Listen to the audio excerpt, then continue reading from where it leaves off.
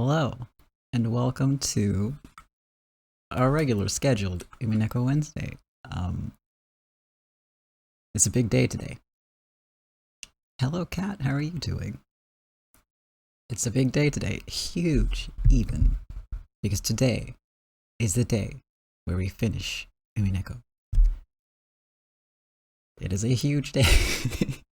I am excited. I am concerned that I will be very sad. I am prepared though. I have a big old handkerchief within reach, and I recommend you do the same. Oh boy, It's a weird feeling because I'm both excited and kind of sad that we'll be wrapping this up. But you know.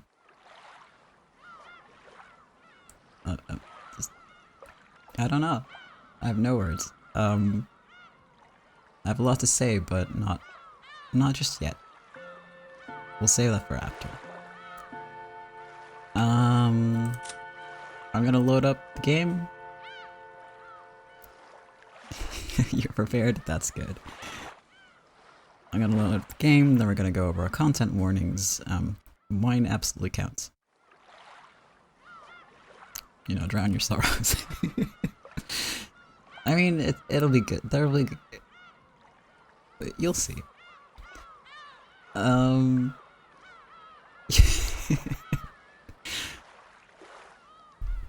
Also acceptable ways to drown your sorrows are water, tea, coffee, soda, juice, whatever you prefer.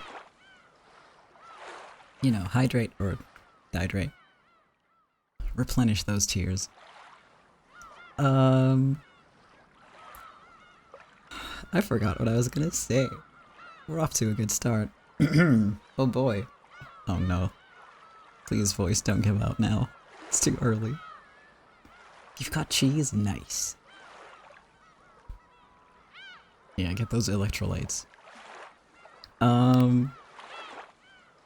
Right, so we're gonna go over the content warnings, however, not all of them will apply to my knowledge. However, because sometimes I get, you know, caught off guard by these things, there's stuff in there that I forgot about, I will be going through all of them again.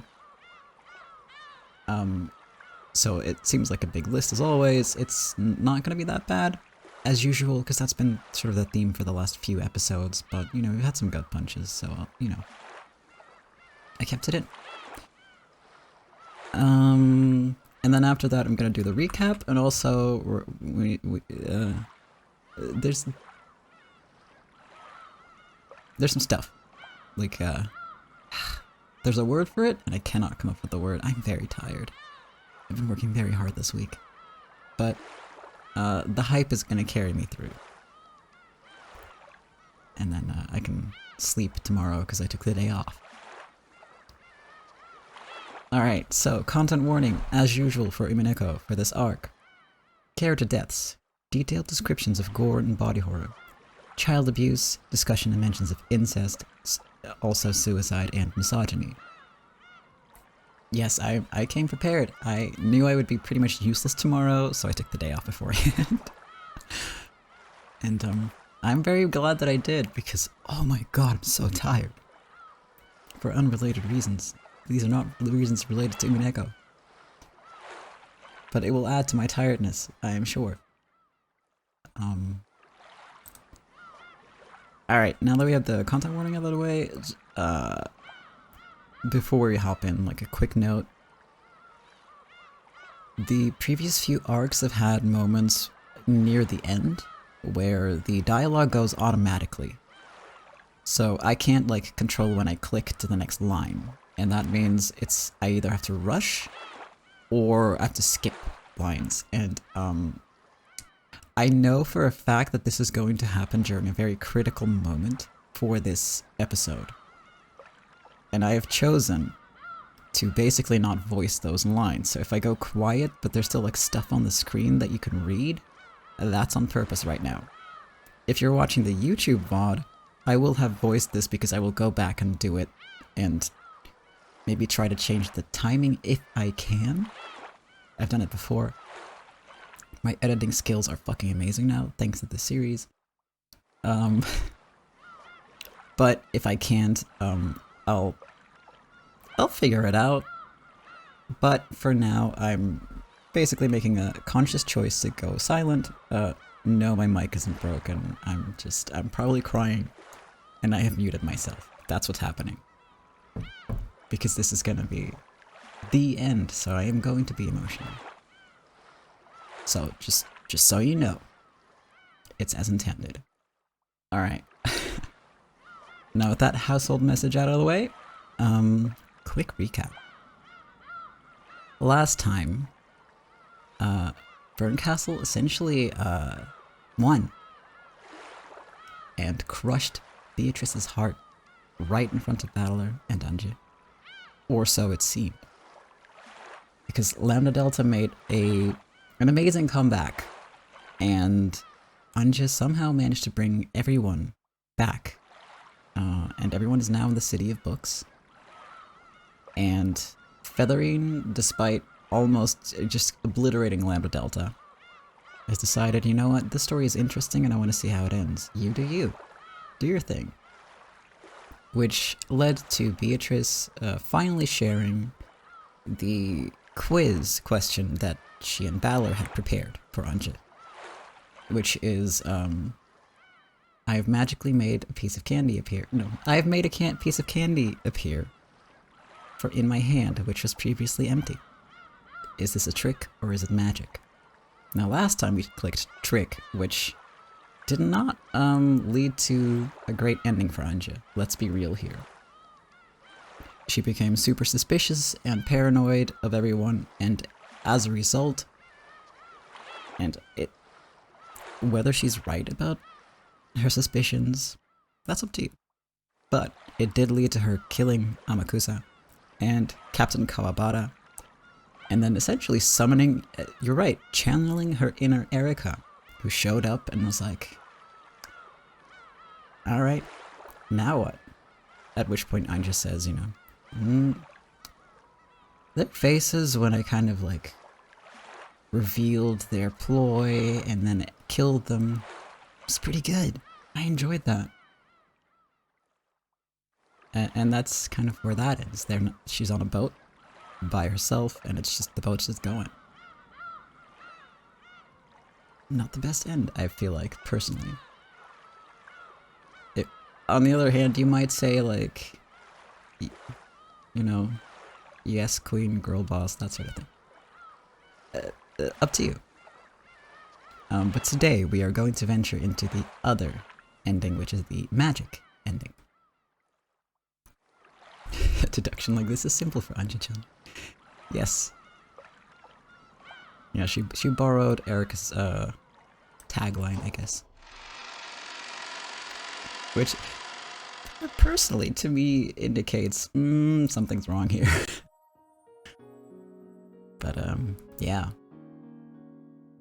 I do think that there are multiple ways of looking at all the endings. I wasn't super clear about that last time, but I do feel that that's the case. And there are people who prefer the trick ending. I don't, though. And this is my show. Alright. My tea, as always, too hot to drink right now. But, yeah. I'm ready. Let's go.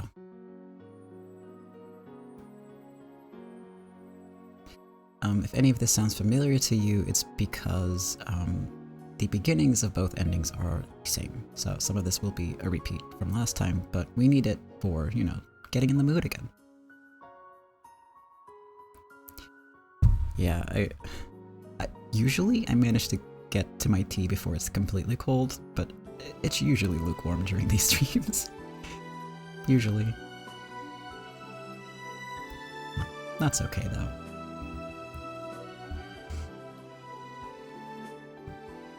Here we go.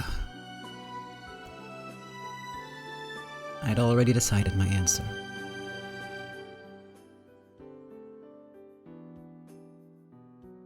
The witch showed me that her left hand was empty. She made a fist and waved her hand around. When she then opened her right fist, there was a candy there. Was this magic or a trick? Was this magic or a trick? I stumbled over that one. Alright. It's magic.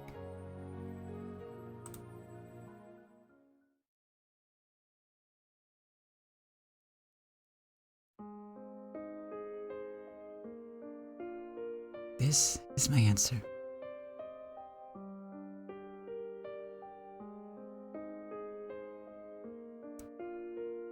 I walked over to the door that represented the answer I had chosen. Then, I put the golden key into the keyhole and turned to face everyone.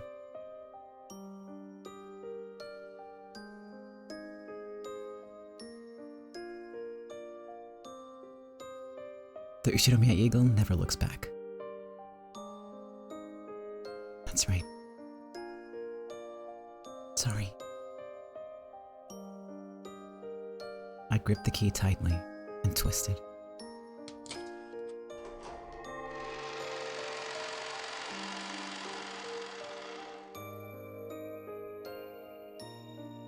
Then, the key and the door flashed brilliantly and slowly faded away. Beyond the door was a strangely colored space. If I step into this, I'll reach the future I chose. Before taking that single step, I spoke without turning back. The Ushiromiya eagle never turns back, so I won't turn around, but I'll say this. Thank you, everyone. But this isn't goodbye. I'll always be with you all. Yeah, you won't turn back, but we'll always be standing behind you. That's not it. Despite it all, I still believe, I'm positive, that everyone will come back. Anje. And that is good. Anje. I look forward to the day when we all meet again. Anje, my adorable granddaughter. We may be away for some time. Here, don't forget this. It's your prize from that quiz party.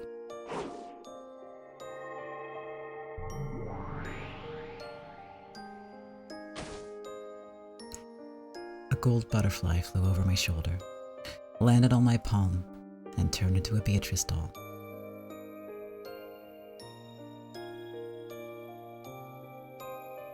This was lying next to me on the sofa when I woke up on the sofa, wasn't it? This was my prize. Take it back to the future with you and treasure it. Thanks, everyone.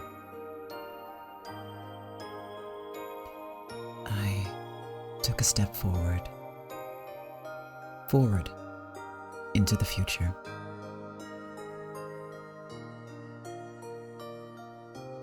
I won't say goodbye. So, see you later. We'll always be together.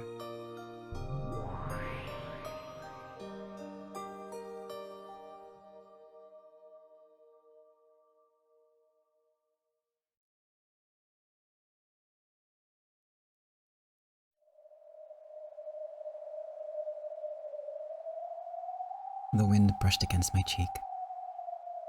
I slowly opened my shut eyes.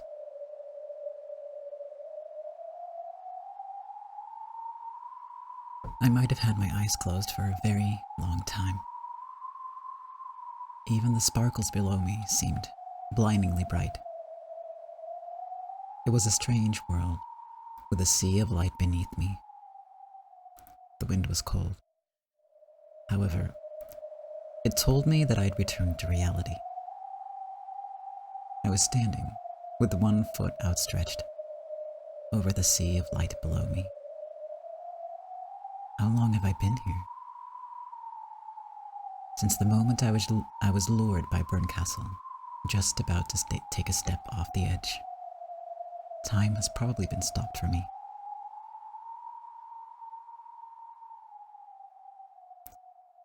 I slowly pulled my foot back in. Then, I leaned against the fence and sat down. The sky was far away, but so is the ground. This whole time, I've been in this sad place, so far from both of those worlds. I can't go to the sky. In that case, I have to return to my world.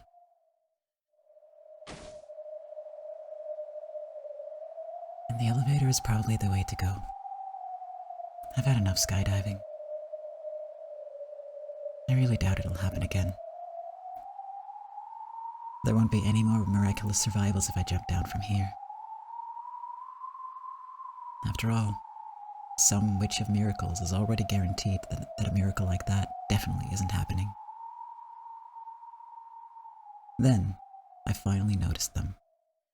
The guards that President Okonogi had assigned to me. They were approaching the fence with forced smiles and sweat dripping down their faces, trying not to startle me. That's right.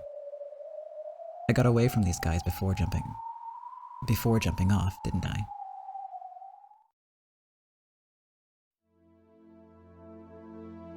Did you think I was going to jump? Well, you did look, Sorry. If I jumped, I guess you'd really catch it from Okonogi-san.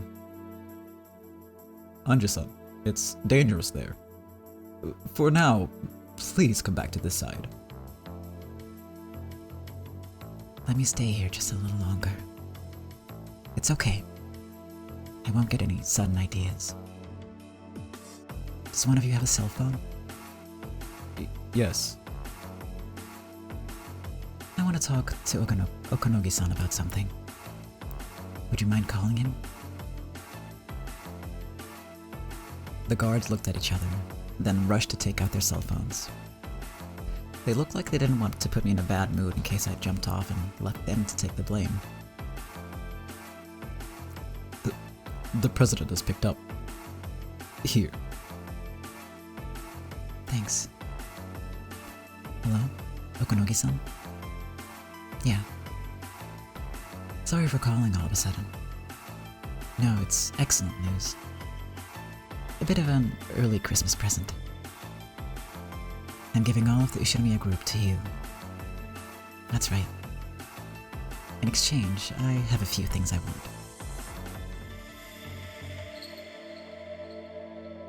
As she gazed down at the sea of stars spread out on the ground below her, Anja spoke. She spoke of how she would live from now on.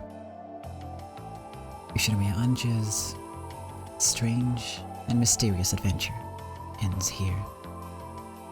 But my life will continue. After all, I now have a job to do. I am Anja Beatrice, witch of Mariage Sorcière. Ushirimiya Anja just fell from here and died. I am Anja, the witch. I'll live as a witch.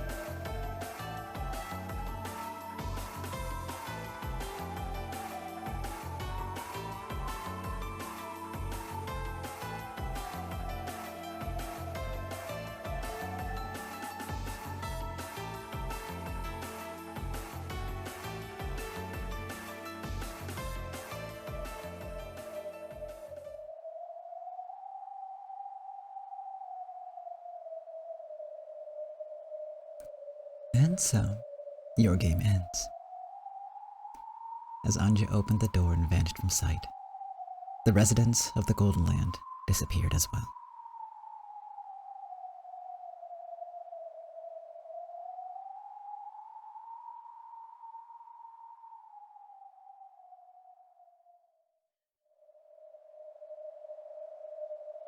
Afterwards, only Battler could still be seen. He had now finished doing everything he could for Anja. close the door. I believe there was some rule about closing this door. Yes, that's right. The rule said that you needed 2 people to close it. Hey, Aunt Ava. Don't call me that. It makes me feel old. The two of them stood to the left and right of the door that Anja had vanished through. Anja, let there be happiness in your future. After all, we'll always be with you. Then, the two of them held their hands out in front of them.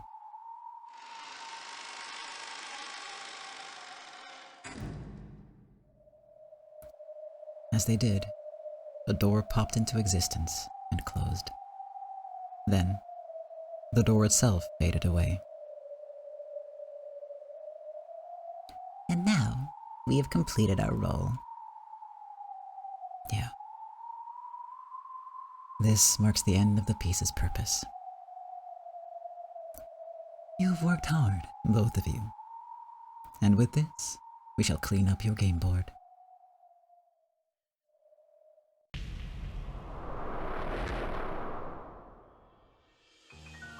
Slowly, the world began to crumble.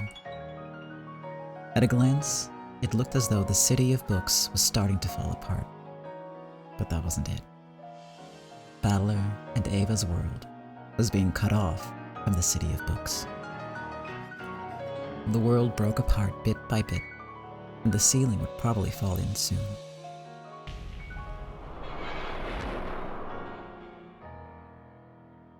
This is goodbye, Battler-kun. Yeah. See you later. And count on it. Take care of Anja, Aunt Ava. At least at the end, try calling me Ava Onesan, will you?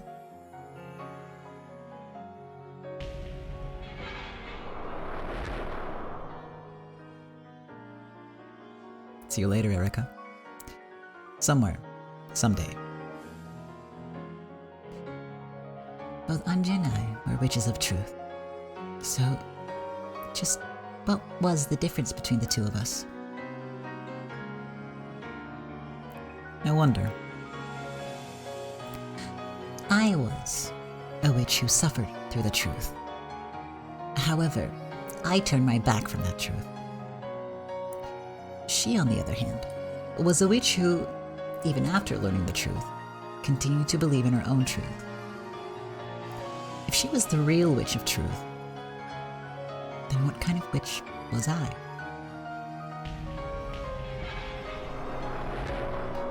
You ask me?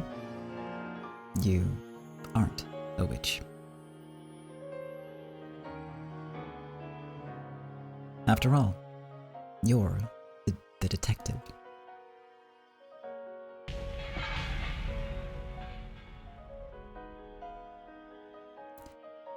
Good. I'd forgotten. We'll meet again, someday. Wherever there's a crime, the detectives is sure to be there, right? Yes. When another crime occurs in the Ushiromiya family, I promise to appear. So long, great detective. So long, my rival. I look forward to the day when the two of us can cross blades again. Those were the final words the two spoke to each other.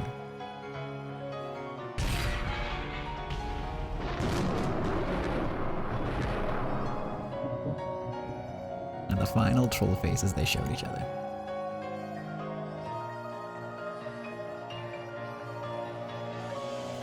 A mighty roar and a cloud of dust blew by, covering everything.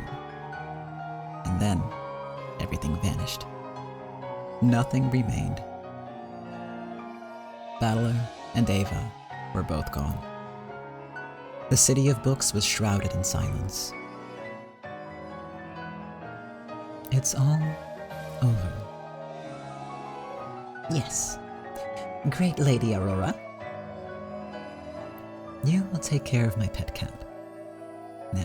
Now I shall go too. There are some things that must be cleaned up in this world as well.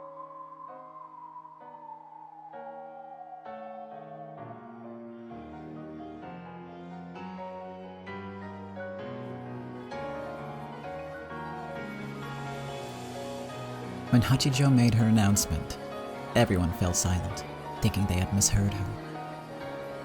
Before too long, though, the crowd exploded with a shower of questions about what she meant by this. That's too cruel. You can't do this after dragging us along this far. Madam Hachijo, we have come from far and wide to see it. How can you do this now?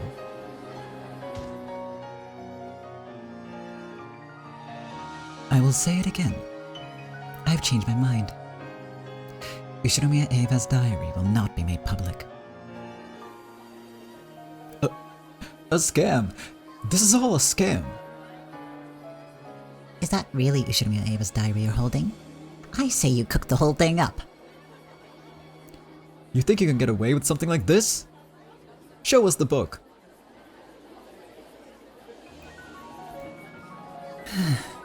Children of man can be so hideous.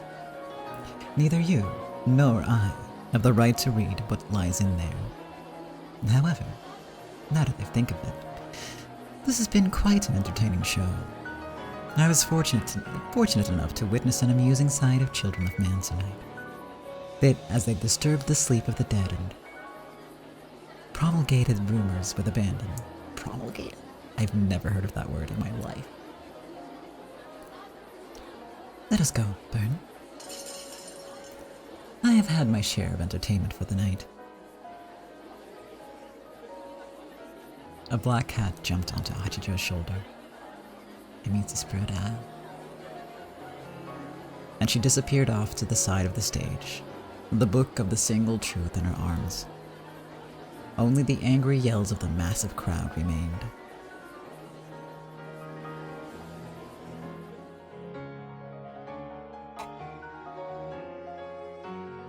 Sorry, I was drinking my tea.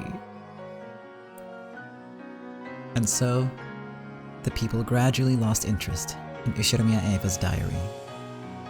Some even doubting whether it had ever existed at all.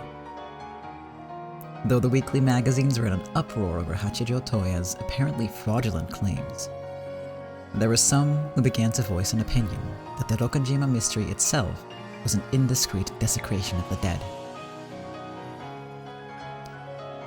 It wasn't likely that Rokkanjima could rest in peace just because of something like this. However, people became slightly more hesitant to show open interest in the Rokkanjima mystery in public. An unopened cat box is eternal. And so, Rokkanjima will probably never find peace. However, even so, compared to how it was before, life will surely be easier. Because as the years pass, the dust will slowly pile up on where it lies in the depths of oblivion. At the bottom of the deep sea known as the depths of oblivion, the witch's cat box will probably get slowly buried as the years pass. Feathering threw a single golden rose into that sea, an offering to let the cat box rest in peace. Let us mark the end of this long story with the tale of that golden rose. In the darkness, there was a massive roar and an earthquake. When it passed, dawn began to rise over the endless night.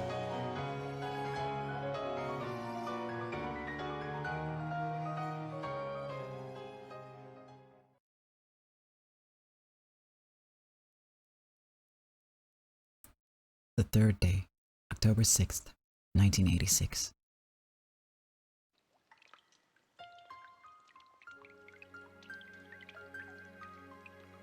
It begins.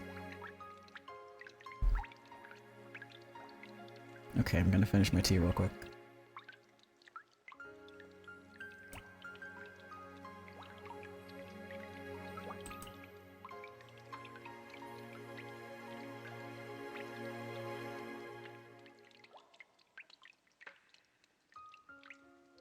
Oh my god, that's so much tea left, but it's lukewarm.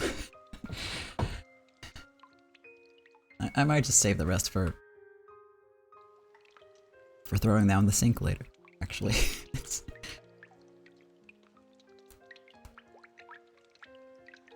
it's the last dregs are not great.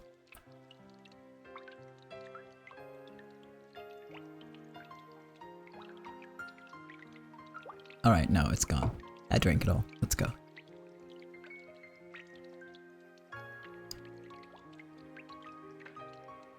Where am I?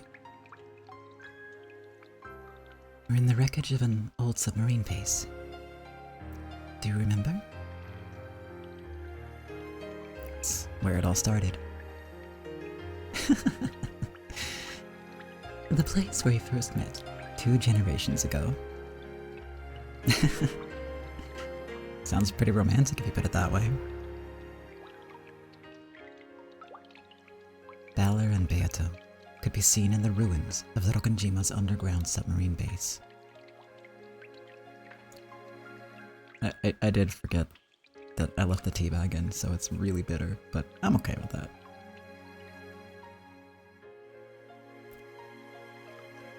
The cave's mouth opened to the sea, and the gentle sound of the waves drifted in, along with the cries of the seagulls.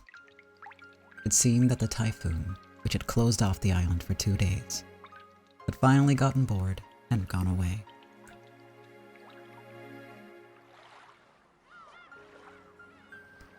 Beato went down to the shore and lifted up a large sheet. Beneath it was a motorboat. Of course, it wasn't from the time of the war. It was modern. Pile this up on the boat. It's heavy. Whoa. This is a gold ingot. I thought they all got buried. I thought something like this might happen, so I snuck this one out beforehand. The single heavy gold ingot was dropped into the boat. I'm not sure how much this is worth by itself, but it must be quite a lot. Have you ever driven a motorboat before? You're joking, right? It's easy. I'll teach you. She wasn't used to this, but after several mistakes, Beato finally got the engine started. If you go out that way and hop from island to island, you'll see Nijima before too long. Then, you can just land on a sandy beach. Aren't you coming? I cannot. I am the master of the Golden Land. I cannot leave this place. What's to be gained from staying? What's to be gained from going? Let's live. I cannot. I've already committed countless sins in countless worlds. The number of lives I have taken, sins I have committed, is too great. But you haven't committed any sins in our world. No, that is not true.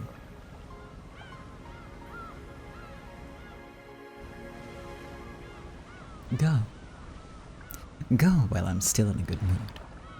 Otherwise, I may seal the island in a storm again. Balor suddenly spun around. When Beato turned around to see what was going on, her body was suddenly lifted into the air. Then, I'll take you back as a souvenir of the Golden Land. Let go! This isn't safe. Enough screaming. Listen carefully, Beatrice. What? I'm going to steal you away.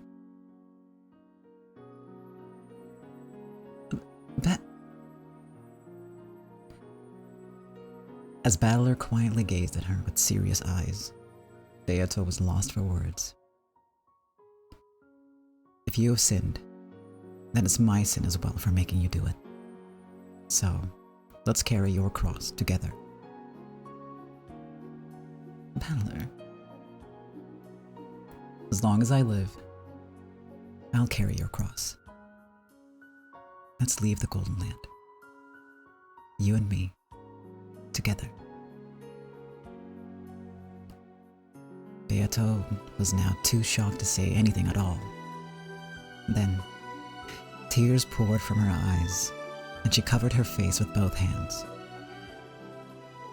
Battler gently set her down on the boat. He undid the mooring ropes.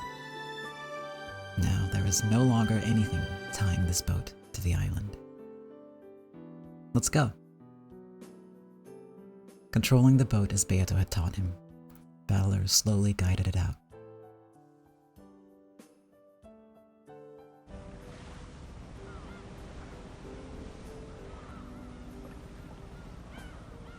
When they passed out of the dimly lit cavern, they were immediately struck by the bright rays of the sun and surrounded by a crowd of white seagulls. As the seagulls flew this way and that, the feathers they dropped in the water seemed to celebrate the boat's departure. The brilliant sunlight told them that they were now free of the island's curse. The sky, now freed from the seal of the typhoon, seemed too bright to be real.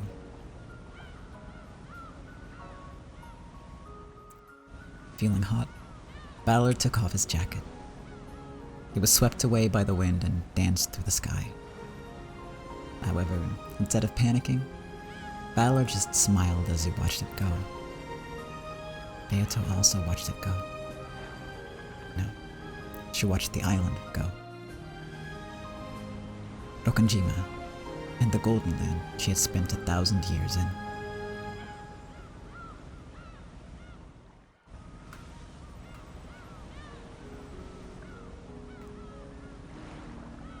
Will I be able to live? You will. You won't have a magical butler, but there's lots of conveniences out there in the world. There are all kinds of things you can't find on Rokanjima. I'll show you this world of ours.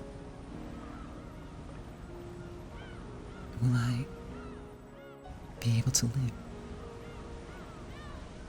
Beato repeated the same words again. Battler knew what she meant. However, no matter what answer he gave, he wouldn't be able to resolve her problem now.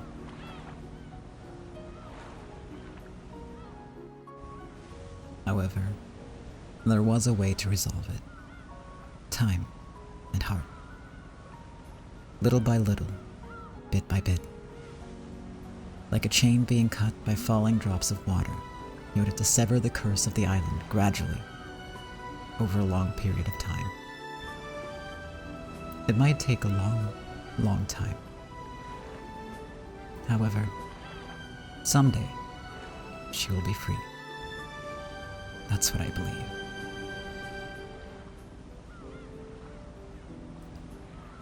I'm the sinful witch who toyed with hundreds of deaths on that island. Your world is too brilliant for me. No, you have to live. I answered immediately and forcefully. If you think you need to atone for hundreds of sins, then keep on living and living. Live as hard as you can, with everything you've got. That's the only way you can atone. Is that truly the only way to atone for my sins? That's right.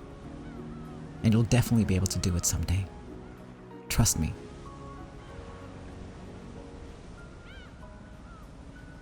Battler.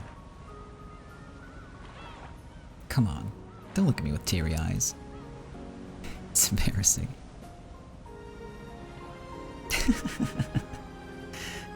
Forgive me. Then, at the very least, would you close your eyes? Why should I? Hey, face is pretty close. Foolish man. You ought to be cursed for taking the witch away from the Golden Land. That's why you must close your eyes. It's embarrassing for me, too. As soon as Balor shut his eyes, soft lips covered his. Then they slowly drew back. He tried to open his eyes, but received a quick slap on the cheek. Don't look! I told you not to look at my face! Come on, what's there to lose? You have no delicacy. Don't open them. Not yet. Why? Because I want to kiss you again. The next kiss was on his earlobe. Hey, quit it. Now this is getting really embarrassing. He knew it could hit again if he opened his eyes, so he resisted with his eyes still shut. Beato tickled his ear by softly blowing on it. And then she spoke in her usual, cheerful, bullying voice. Sorry, Balor. I'm a terrible, atrocious witch. Yeah, I know. You're an evil, cruel witch. And so, I cannot atone for my sins. I'm the sort of witch who can cackle over hundreds of deaths. Come on. But it's just like you to say that.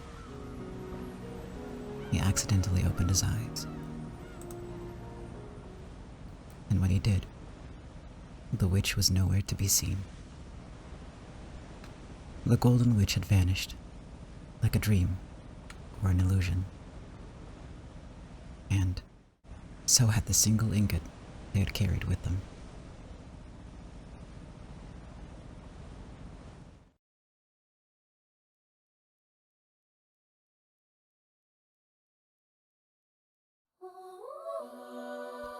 Balor jumped straight into the ocean, and so he made it in time. He made it in time to see the witch again. The witch looked up at Balor, a faint smile on her face. He couldn't hear any words, and yet he heard clearly. Didn't I tell you, Balor?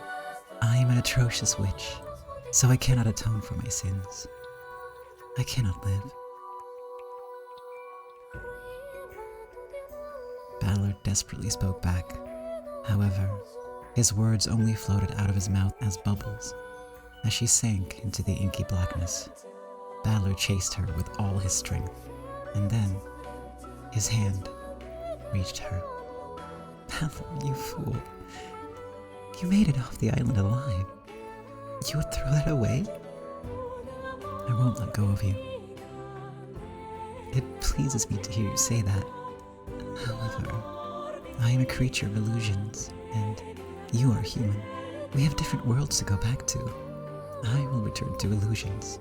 You should return to your world. All around them, it was getting darker and darker. The pressure increased, and their heads and ears began to throb.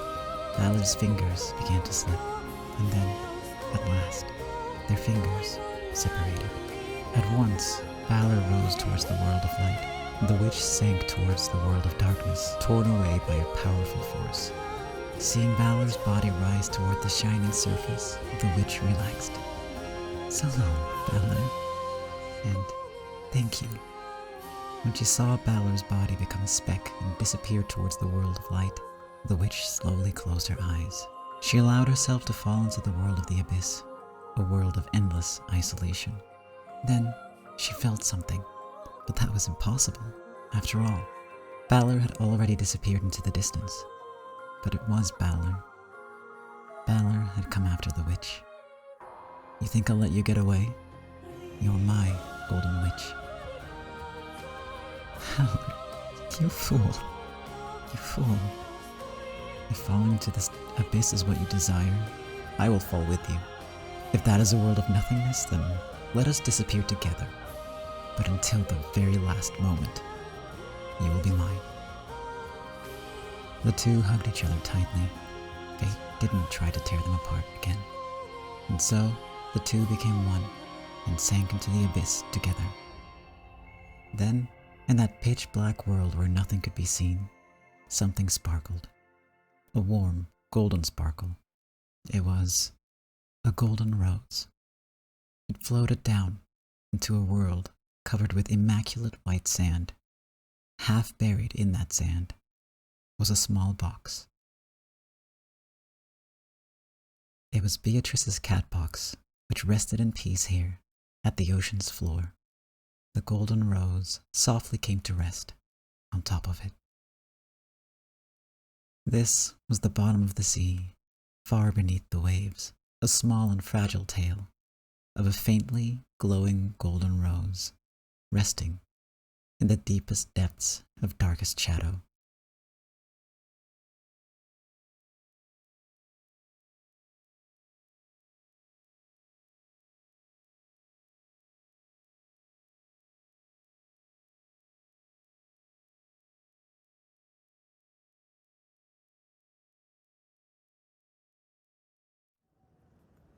(1998).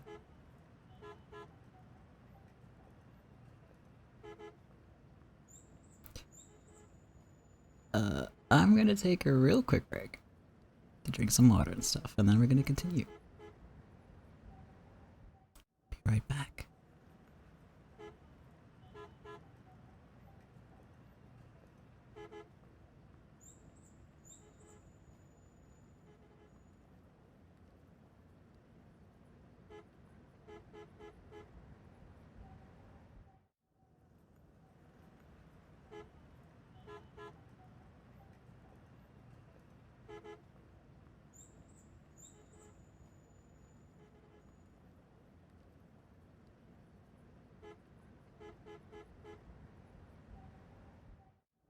Alright. I have to blow my nose.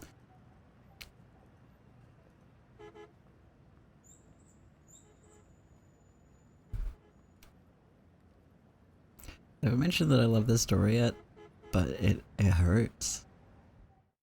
I think I've said those exact words before, so probably I have mentioned it. But yeah. God, okay.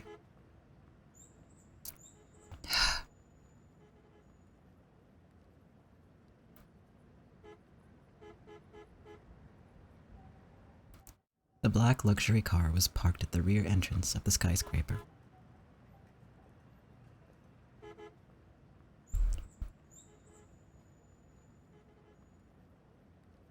Men wearing suits were packing a heavy-looking attaché case into its trunk. I forgot what Okanogi's voice sounded like.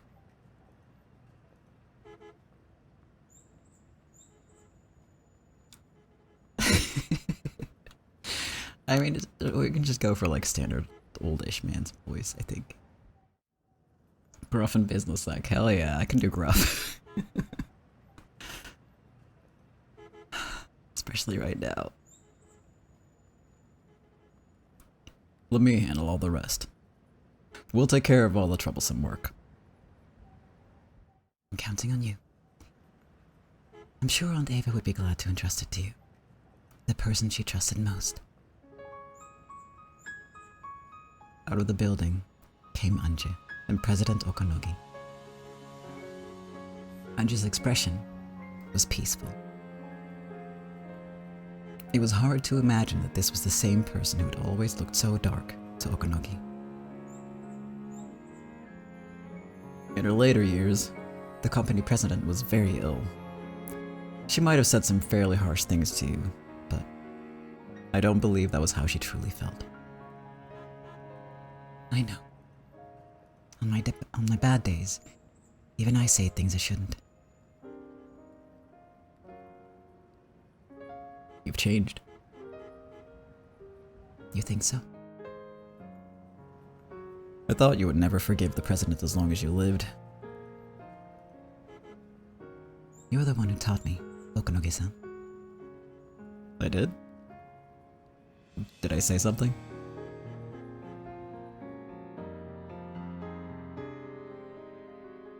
Without love, the truth cannot be seen. Did I say something that pretentious? Yeah, like 10 minutes ago, my guy. Well, I guess this would be sometime later, but still.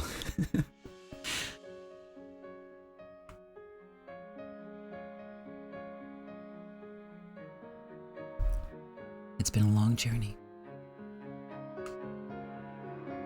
It really has been a long journey, all just to understand what you told me that day.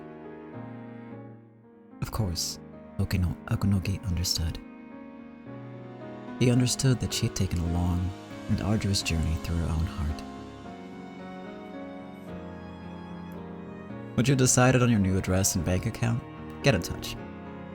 I won't let you want for anything. Any problems with the Sumadera family? Leave that to me.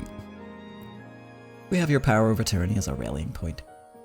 Thanks to that, the Ushirimiya group has a united front. Because of what you did, Anja-chan, the business built by the former president has been protected. I truly believe that she would be joyful at your decision. I'm just making you deal with all the hard stuff. The Ushirimiya group was shaken by the passing of their great president, Ushirimiya Eva. Since there was no clear successor, the group had been in danger of splitting. Amidst this, Anja, who had inherited a large portion of the group's stock, was closely watched to see how she would act. However, since Anja had shown no interest in any of this, and had gone around talking about things like selling all their assets and donating everything to some charity, the group had grown very shaky indeed. There was even a chance that an outsider, such as the Sumadera family, would step in and destroy the Ushirimiya group. As disturbing as it may seem, it's a fact that some even wished for the center of all this trouble, Anja, to disappear.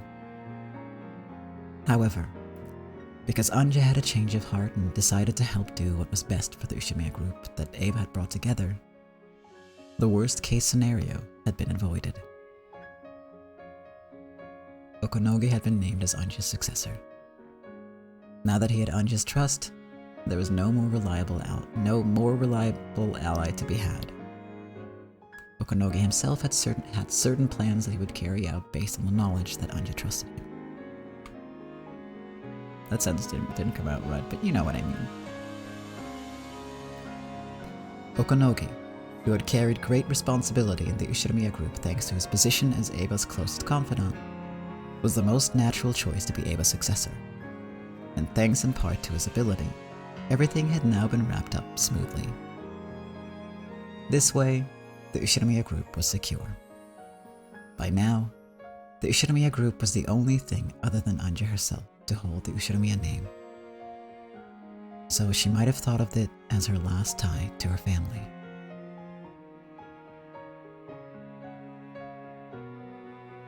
You know, you're free to come back anytime you want. We'll have a chair set aside just for you. Thanks. Just knowing I have a place to go back to, I can set off on my journey in peace. What are you going to do from now on? I'm going to become an author. An author? To write novels? It doesn't matter what. It could be novels or picture books. If I have any skill at drawing, maybe I'll do a manga. What I do doesn't matter, as long as I can share my heart with someone. Sounds like you've set a noble task for yourself. I'll be praying for your success. Thanks. If I manage to publish a book, I'll send you a copy. I look forward to it. The car's trunk was closed with a clunk. Apparently, all of her luggage had been loaded. Ah, yes. Allow me to introduce you to the driver. He's a protege of mine. He is trustworthy and you can rely on him for anything. Oh, and he worked as a guard for the old president for many years, so you might recognize him. As long as it isn't Amakusa. Achoo. The man walking out of the driver's seat sneezed. Now that hurts, Missy. Hey, Amakusa. Just what have you done to her?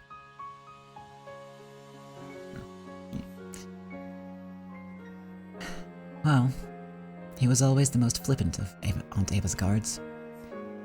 I was hoping for pretty much anyone else. But he was also the one closest to you, wasn't he? At least listening to him talk could be pretty entertaining. The boss assigned me to be his contact with you. If you ever get into any sort of trouble, just let me know. Can I send you to go buy toilet paper? I'll even buy you some feminine hygiene products to go with it. See? The guy's a creep. Okonogi guffawed. I got into the back seat.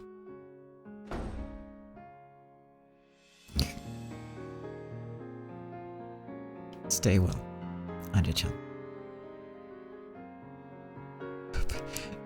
Amakusa did nothing wrong. Except, well... I mean, the offer is, like, kind. But maybe don't, you know? Maybe just keep your mouth shut.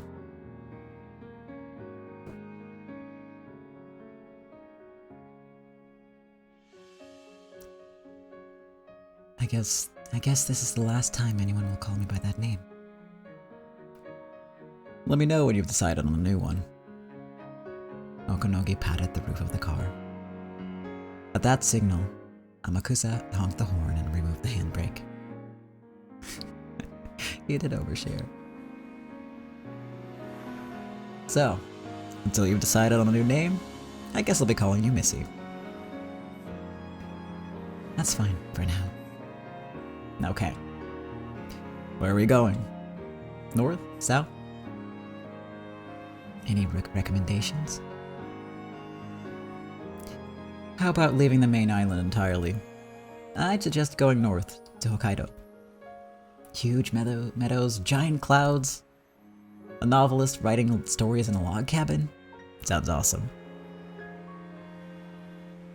South it is. Hold on. South it is. I'd already decided to do the opposite of whatever you said. That's pretty harsh. I'd like to go someplace warm. A town with a view of the sea. Anja slowly closed her eyes. Things have been pretty crazy lately, and she was tired. Roger that. Next time you open your eyes, you'll be in an unfamiliar land. But it'll be a warm town with a view of the sea. Can't wait to see what you choose.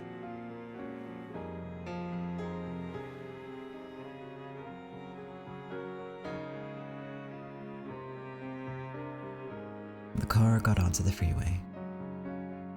It was surrounded by the great river of cars heading east and west. By now, no one could tell which of those points was the car she rode in.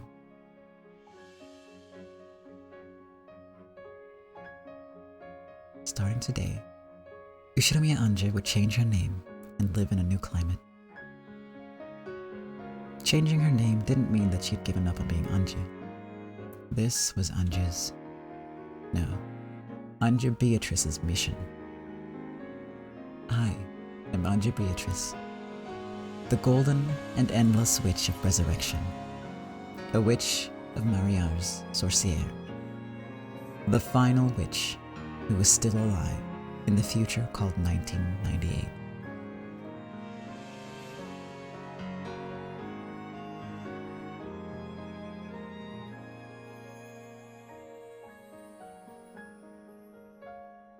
And that's it.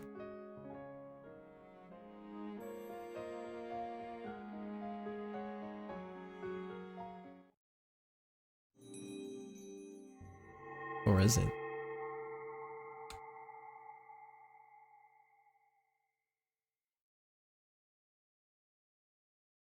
No tea party?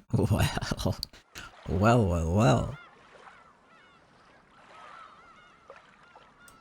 There might just be another tea party.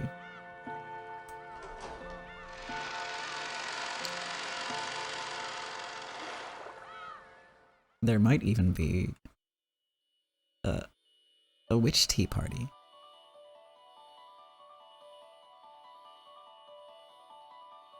Yeah, I started early this time for a reason, so... And you're right, that would be too abrupt.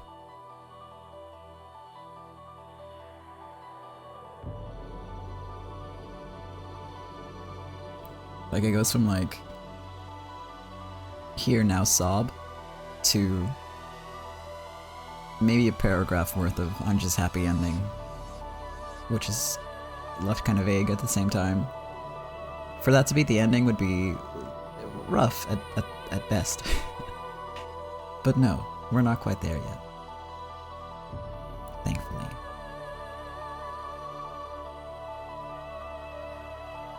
The majestic witch of theater-going, drama, and spectating set down her pen, looked at the ceiling, and sighed deeply. The desk was covered with a scattered mountain of paper covered with writing. Words were packed onto the pages in a thin, high-information density language that only the great ones could read. Each letter of this language carried the same amount of information as several books in the human world. These letters filled every inch of this huge pile of paper. Surely, she had written out every little detail of some world. I've written all there is to write. Though to be accurate, more could yet be written. I could not say that sentence, I'm very sorry. She stood up, sat down in her favorite rocking chair, and rocked peacefully for a while.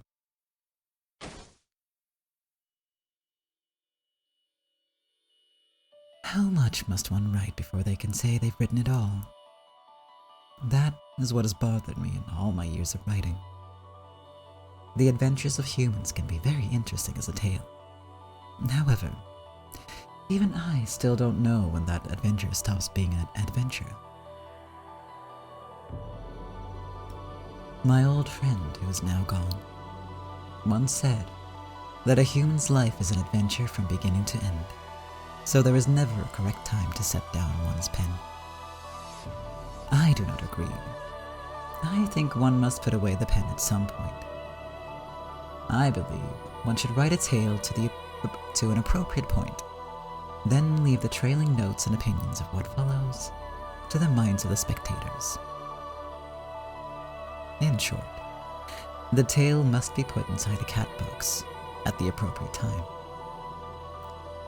The cat box has been the subject of this long tale, so is it not better to refrain from writing the finale in its entirety, to instead put it in the cat box and leave it there?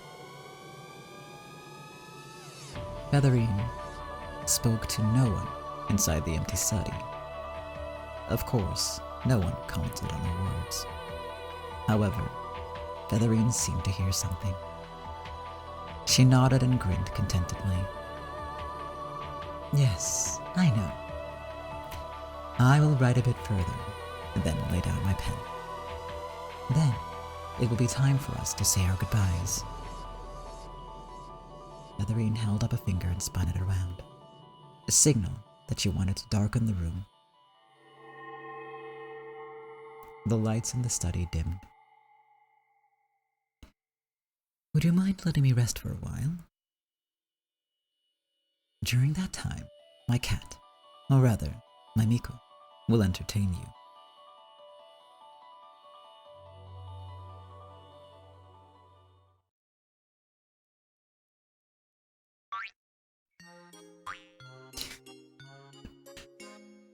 Oh no, she's back. Ow, ow, ow, ow, ow. You suck. Can't you be less clumsy with that needle? Shut up. If you don't want it sewn by hand, I'll use a sewing machine. Clatter, clatter, clatter. No machines. I want you to do it by hand. So, please, just a bit more gently. Ow, ow. It's nothing a little spit can't fix. Yep. Tell me before you start licking me all of a sudden. I'm going to sew you up with a long, fat needle now. It'll hurt like hell, so You'd better close your eyes. 5, 4, 3, 2... and keep that stuff to yourself. But Burn, don't... But despite all of this, the two of them truly were close. Though Lambda had been brutally dismembered in the final fight, she had survived. But, unfortunately, she was still dismembered. So, Burncastle was sewing her arms and head back on with a needle and thread. The left arm, which was still waiting to be reattached, walked around on the bed impatiently with its index and middle fingers. Only the arms were left to do, so it looked like this would be finished soon. Then, Erica returned, slamming the door open.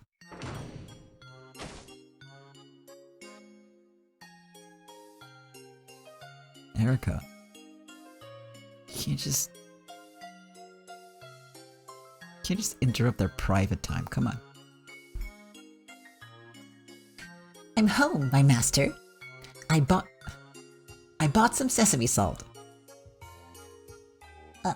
Why sesame salt? You aren't planning to put it in tea, are you? She is the third wheel. It's Erica's toy. Erica, did you bring your chopsticks? She's their pet. She's their pet. Yes, my master. Great detectives have their magnifying glasses. Little Erica has her chopsticks. Are you ready? Pour out that sesame salt and use those chopsticks to separate the sesame seeds from the salt. Little Erica, pet detective. Yes, my master. Please watch my fantastic chopstick wielding skills. Yes, good luck. When you're done, make sure you put everything back in the bag. She's like one of those dogs, you know, that they teach to speak with like, the button pads. And like her biggest, like her main word that she uses most is like good. The second one's detective. The third one's like truth.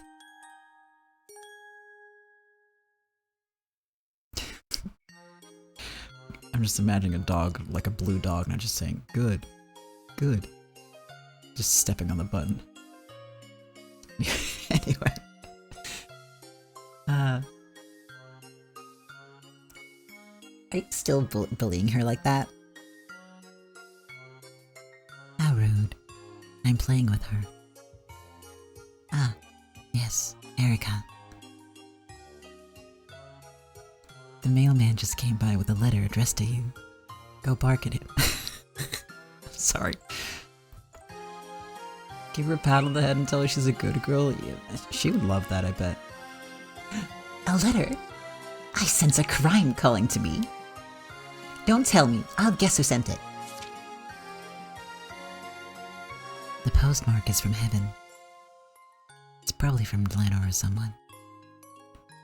I'm surprised you're still in touch. All it takes is the presence of this postmark, and a deduction like this becomes trivial for Burncastle. Hey! You can't do that, my master! Van Dyne's rule number 9. It's forbidden to have multiple detectives. Then you'd better get out. So long, great Detective Erica. No, my master!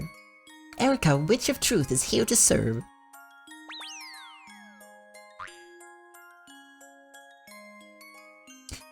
I still can't tell if you two like each other or hate each other. Of course we hate each other. You're the only one I love. How could you, my master? Lady Lambda Delta, it looks like there's not enough room for the two of us. Are you serious? Are you challenging the great Lambda Delta? Erica grinned and grabbed Lambda Delta's left arm that was walking around the bed. Here is Lady Lambda Delta's arm. And here is the sliced open end of her arm. Erica grinned and wiggled her fingers menacingly. Oh wait, you're thinking... Let's see if my rival can handle this.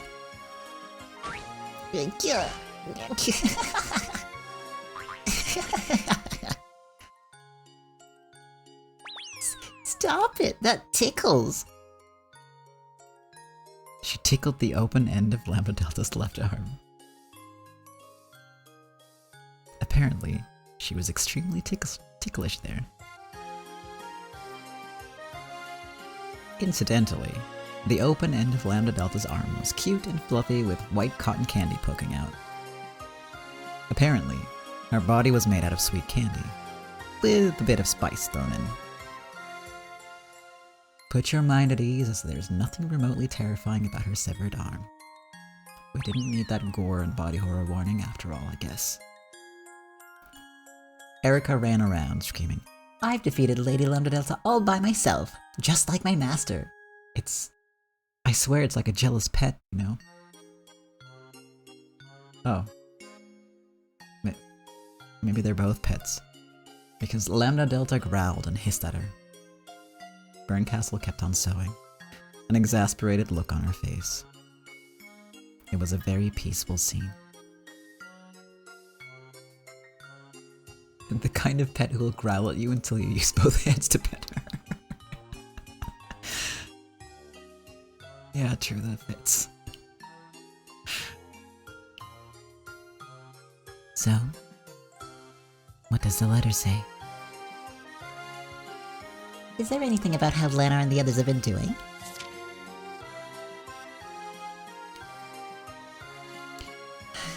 Gertrude's son has been promoted to a full Inquisitor or something. Hip hip hooray, I guess. Ooh, in addition to her cat, she now has a meow woof too. A wanyan. I don't know what a wanyan is, I'll be honest. But I do know that one and yan are like the onomatopoeias for woof and meow, respectively.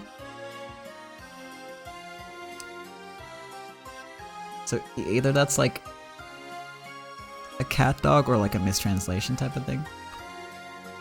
I will look this up. I'm writing it down right now. I don't have a pen. I have a pen now. Oh shit, I knocked something over. I'm writing it down right now. So if you are on YouTube, scroll down and I'll have a little fun fact section for you. That explains what the fuck is going on right now. Because I don't know. Oh, maybe I won't have a fun fact section.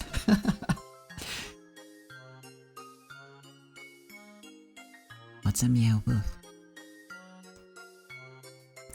What? You don't know? You're so out of touch. They've been all the rage lately. Even I got a female meow woof a few days back. They make awesome completo too.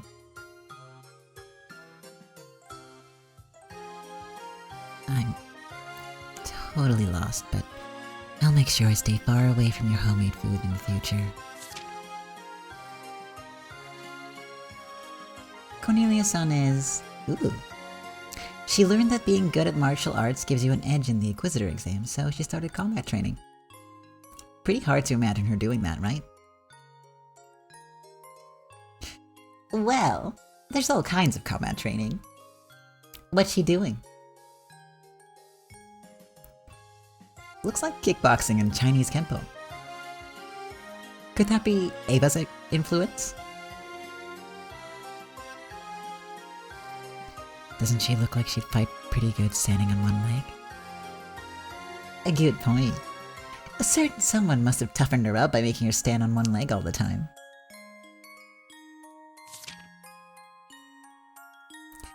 It also talks about Wilson. Ah, that's a surprise. Looks like Wilson hit it big on the foreign exchange and he's now living a life of leisure on the income from his real estate investments. Sounds like he started playing badminton lately too. I'll bet he has a hellish coach. His butt's probably swollen by now. From all the pinching. So, what about Lanor? As usual, she's stamping things, sealing things, approving things, and sometimes even signing things.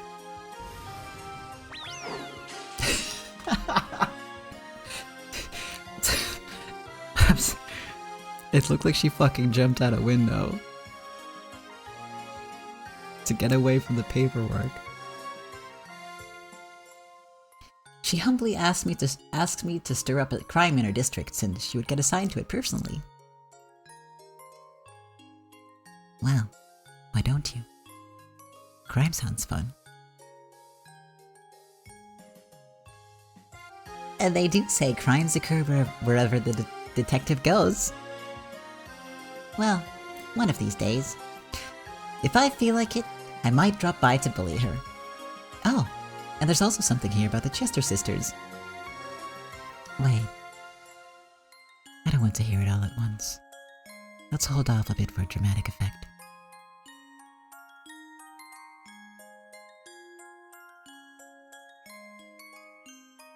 Okay, that'll do it. Ah! I finally grew my right arm back. Do the left one now, please. Cabot Cove must... No. Cat, listen. Cabot Cove was absolutely fucking awful. People died there literally all the time. I'm surprised that Jessica Fletcher is not in jail.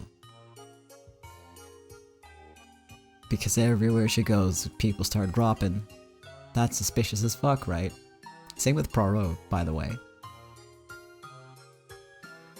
Like, he gets on a fucking plane, he gets on a train, bam, people die. He goes on a cruise, people die. Same with Jessica Fletcher. She's Erica. Dick Van Dyke as well, you're right. All of them. But, I mean, that is why the whole thing about, you know, when a detective shows up, people start, like, crimes start happening and people start dying. That's literally where this comes from, is just from just the trope, you know? It's a staple, it's a classic. It's great, I love it. It really is such a good trope, and I love how Umineko kind of plays with it, and also kind of like calls it out, like, yeah, this is how that works, but it sort of makes it like a, well, of course this is how it works, that's how, like, that's how these things work, they have rules. It's hard to explain what I'm trying to say. Well, I'll figure it out. We'll return to this topic at some point. And then I'll have my thoughts, like, collected. But yeah, you get what I mean. Let's have some tea first. Erica, bring in a can of black tea and the pot of dried plums. Yes, my master. Also, I love Lambda's floating head. It's very fucking funny to me. With this particular journey over and done with, the Voyager witches rested their wings. It was all so that they could leave on a new journey in search of the next fragment. A short break between trips, backdropped by the pleasant scent of black tea. That would be very funny. Where are you going this time? If you go north, I'm heading south. And then, if you go east, I'm heading west. I hope we can find another charming tale like this one. Next time, I hope you aren't playing the villain, Bern. You think so? Being the bad guy was pretty fun. I wonder, what kind of tale we'll find next. And what kind of tale we'll meet next in. We'll next meet in, even. The sea of fragments is tiny to a pair who love each other. Children of Paradise. The sea of fragments is pretty huge.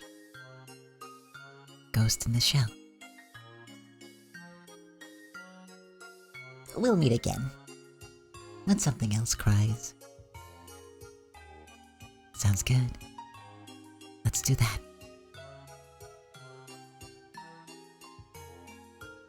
We will meet again when something else cries.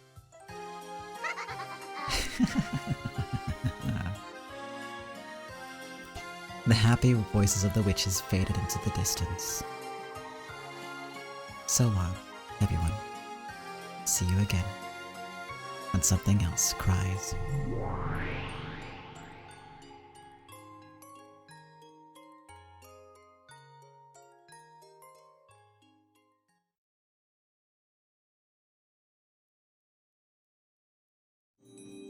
So that would still be kind of an unsatisfying ending, wouldn't it? If that was it. But it's not. Because we have a question mark, question mark, question mark, or as I've been calling them, the witch tea parties. Which is funny, because normally the witch tea party would feature the witch side. If that was it, we'd be crying, but like for different reasons than like, oh, the story is so touching or sad, you know? If that was it, I would be mad.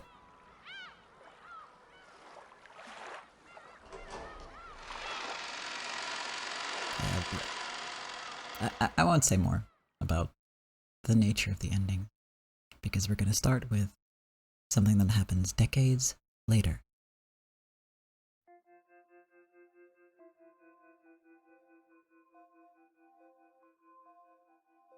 And I know I'm blazing through it a little bit, because I'm not entirely sure how long this section will be, and I don't want to have to rush it for time later. I want to be able to, you know, take it easy.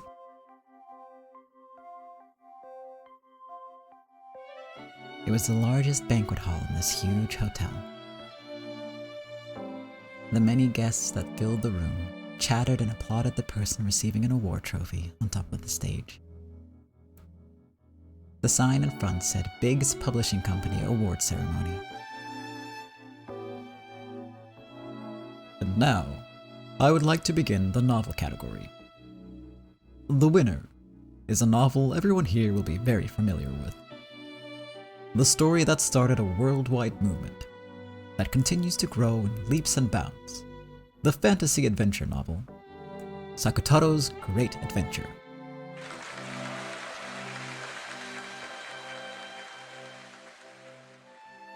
The projector in front of the audience showed a brief summary of the series. It was a lengthy fantasy adventure novel that was already more than 8 installments long. The thrilling fantasy story told of the adventures of Sakutaro, a cowardly vegetalion who makes friends, learns through his experiences, and grows in his search for the one fragment.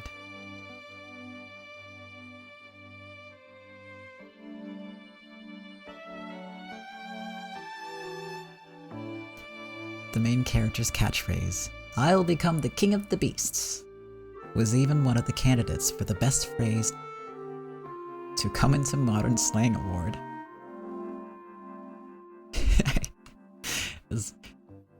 We haven't heard him say that, but, you know, he might have. Or maybe that's for what this Sakutaro says. Uryu should have been his catchphrase though, you're right. I'll become the king of the beasts, Uryu. In addition to being a thrill to read, the books also contain many messages for children to learn from, earning it high praise as an adventure novel that parents and kids could enjoy reading together. However, it hadn't received praise like this from the beginning. For the first 6 volumes, it went almost entirely unnoticed. But last year, when foreign translations of the series began, it got its big break and suddenly became a huge topic of conversation. Even before this series, the author had created quite a lot of works, but none of those had achieved any public acclaim. However, after this sudden rise in notoriety, her previous works were being re-evaluated one after another. It's probably fair to say that recognition of her works was very late in coming. Miss Kotobuki, congratulations on your award. Your latest, Sakutaro and the Witch's Island, was truly an excellent read. Publishing company executives repeatedly showered her with praise. Sakutaro's Great Adventure. The author's name was Kotobuki Yukari. Nearly all of her royalties were sent to a fund to support needy children, and she herself served as the director at several protective institutions. Some envious people tried to call this fake charity, but the more that people learned about her, the more those voices withered and died away. Kotobuki Yukari. By now, that name rang loud and clear across Japan. She sat in a chair, cheerfully chatting with the people who came to greet her. Last year, it was discovered that she had developed a small tumor, and after the surgery, her physical strength had dropped sharply. Because of this, even in the stand-up awards party, she was given a chair and sat down while greeting people. Some people lamented, saying that if only she had been 20 or even 10 years younger, she might have left her mark in history as one of the greatest authors in the 21st century. It had taken so long for her to receive the praise she deserved. She could no longer be called young. Even so, her determination to write had not wavered in the slightest. The story had gone around that even during her stay in the hospital, most of her time had been spent typing away. She always said the same thing, that she hadn't finished telling everything she needed to tell. Did she mean that she hadn't fully completed Sakutaro's Great Adventure? This is how she answered when this question was asked by a journalist. If, by writing even one more book, I can teach just one more child how to find happiness, then I will spend the rest of my life to write every book, every page that I can. Because I still haven't fully conveyed the precious teachings I was given.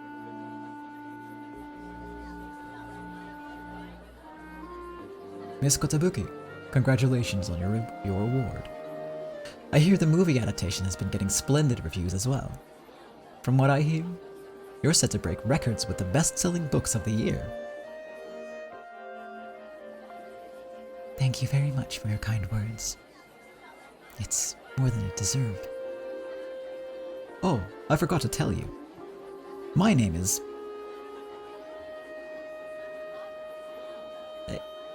My name's X. It says X. Head of Company X's first editorial department. It is an honor to meet you. I hope we have a chance to work together sometime. X of X? Yeah, that's what it says. Actually, Miss Kotobuki, I apologize for being abrupt, but do you happen to know of the mystery writer called Hachijo Toyo?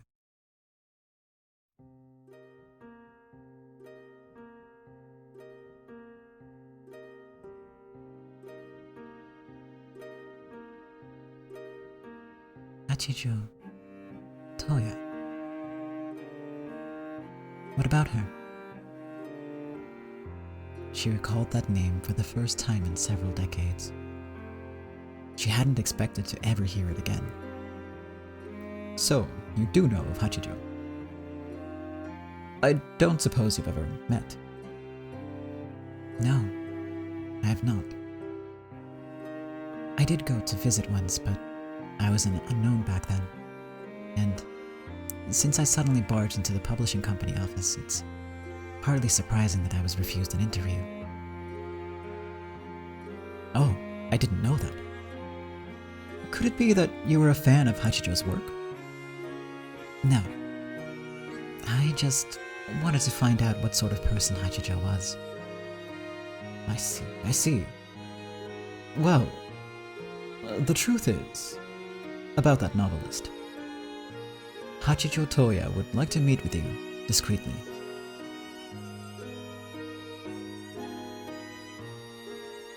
To meet with me?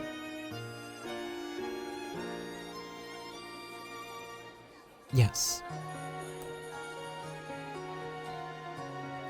It would not be a formal interview or anything, just a personal meeting, off the record. If you are interested, we would be delighted to make the arrangements. Oh, and of course, this has nothing to do with work. Hachijo Toya wants to meet Kotobuki Yukari. Just like I realized that Ito Ikukuro was Hachijo Toya. Did she use my name to figure out my identity?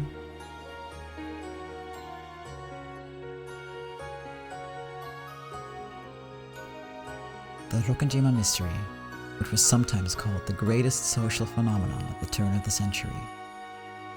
That uproar, which dragged in enthusiasts from across the world, had suddenly subsided after an event held by Hachijo Toya, where she was going to unveil Ushinomiya Eva's diary containing the truth. Though she had set up the event herself, she then outrageously disappeared without releasing the contents of the diary, drawing harsh criticism for doing so. However, at the same time, this event resurrected a very, very natural feeling within the public. That all of this was prying into a terrible accident with many victims, only for the sake of curiosity. And so, the frenzy surrounding the Rokkanjima mystery faded away quietly. Talking is hard. Hachijo Toya. No. Ito Ikukuro. She caught the public eye as a forger of the Rokkanjima mysteries. She claimed to have reached the truth and released groundbreaking works of fiction, one after another. She became famous as the driving force behind the Rokkanjima mystery. After realizing that Ito Ikukuro was Hachijo Toya, I went to her publishing company to ask for an interview, but I didn't get one. At the time, I despised her. Back in the beginning, I thought she might have used the Rokkanjima mystery as a publicity stunt to advance herself. But now I feel a bit grateful to her. If she hadn't refused to show the diary in such an outrageous way, the Rokkanjima catbox might still be the plaything of countless ghosts. She is indeed a forger who toyed with the catbox, and I still have an uneasy feeling about her. However, at the same time, she is the one who, practically speaking, allowed the Rokkanjima to rest in peace. And did she really reach the truth, or not?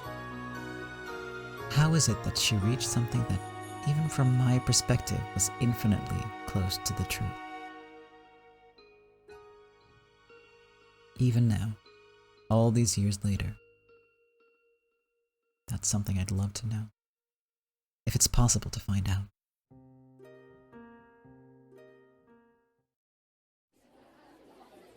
What do you think, Miss Kotobuki? Of course, this is not an urgent request. I was told to tell you to take your time in making your decision if you wished. I understand. Does Hachijo Toya live near the city? I was told that a meeting near here would be satisfactory at any time. I see. In that case, can I ask you to arrange a meeting for us in a quiet coffee shop next Sunday? Yes, as you wish. Thank you. Thank you very much. I believe Hachijo will be delighted as well. I have one condition. Yes, whatever you say. I am not going to discuss business, so please refrain from sending anyone from the editing department. But of course, we will do as you say. Madam Hachijo and I will meet alone. Just the two of us. Can I count on you to keep that promise? Well, as to that, we would, appreciate it if you kept this quiet, but... What is it? Well, the truth is, the works of Hachiro Toya are written by two people. To the outside world, those books were written by a single female author. But there is actually a second author, a man. The pair of them asked for a chance to meet you. As soon as I heard that, I felt a premonition. How had Hachiro Toya, a person with no connections to the Ushinomiya family, managed to write about their private circumstances in such detail? I already felt a premonition of a certain kind of miracle.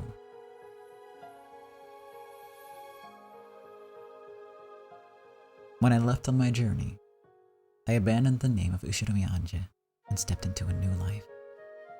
By now, things had settled down, but back when the Sumadera family was still a threat, I wanted to distance myself from that name.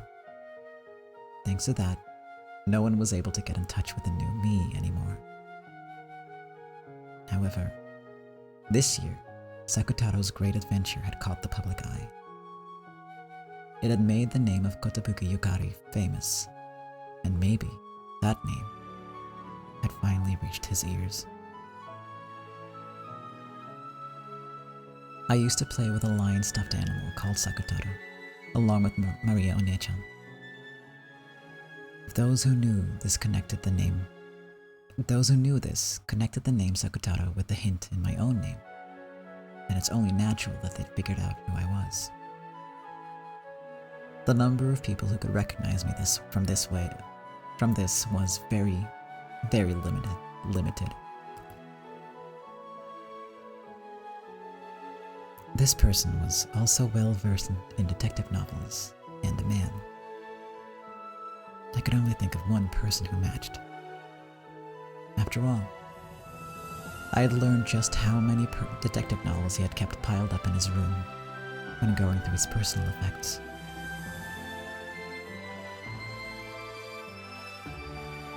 It was almost the time we had arranged for our meeting. My heart was racing, almost like a girl in love for the first time.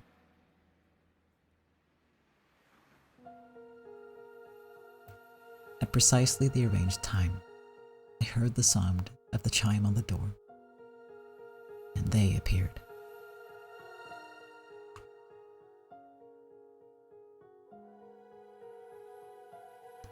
It was a man sitting in a wheelchair, and a woman pushing him.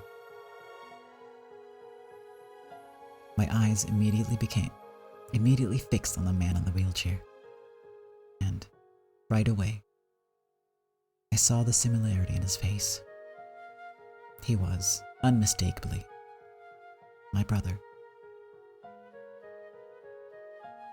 My brother, Ushinomiya Battler.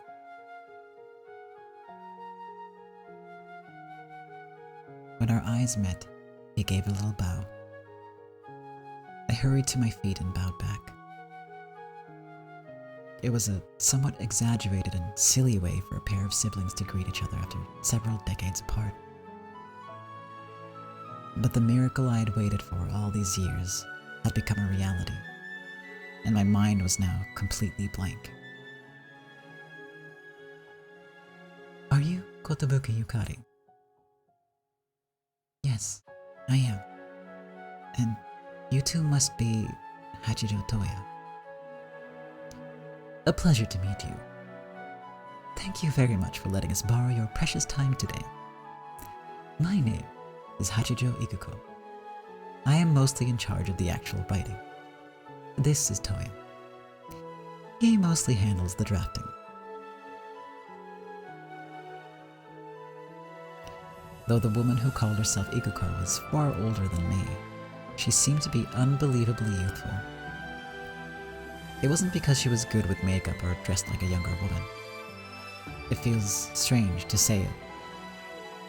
There was a strange mystique about her, as though she was immortal and never aging. Then, I quickly remembered that she had introduced my brother as Toya.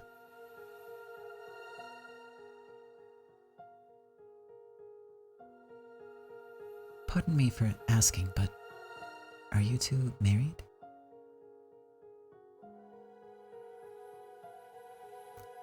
We are not married, but we have been together for a long time. True. Looking back on it, it really has been a long time. My brother smiled as he spoke. When I learned that, at least for him, these long decades hadn't been a period of isolation and loneliness, I felt an incredible sense of peace and relief. I suddenly realized that he was staring into my face just as I had been staring into his. After all, when he saw me last, I was just 6 years old. It must be hard for him to find any traces he can recognize. However, I'm sure he'll recognize something just the same. We kept stealing glances at each other and looking away, like a couple on a blind date. We were both at an age where outside appearances mattered to us, even though we both knew we couldn't let our polite exterior falter. This humorous exchange was extremely embarrassing. I thought that when fate reunited two people like this, they would hold each other and sob tears of gratitude together. However, it seemed that the reality of it was different. But that's fine. It seems like my heart will explode with happiness. Let's take our orders. Is coffee okay? What does everyone want? I'd prefer something that isn't so bitter.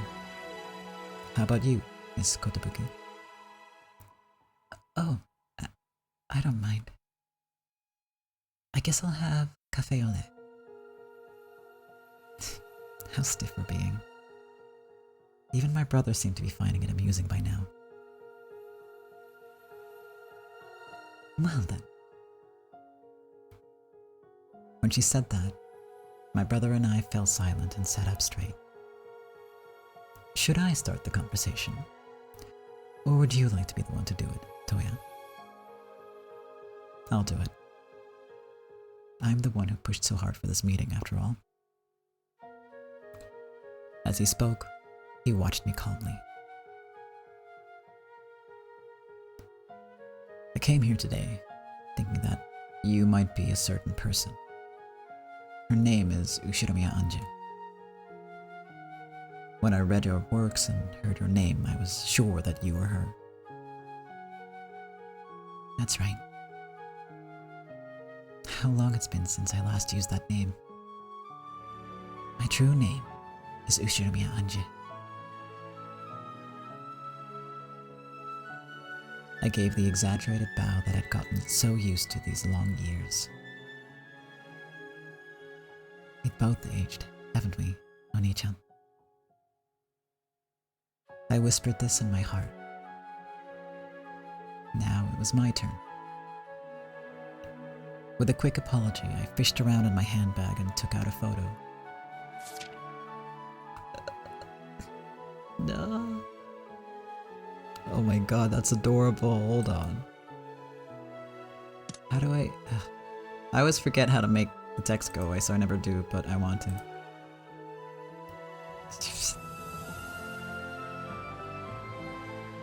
That's cute.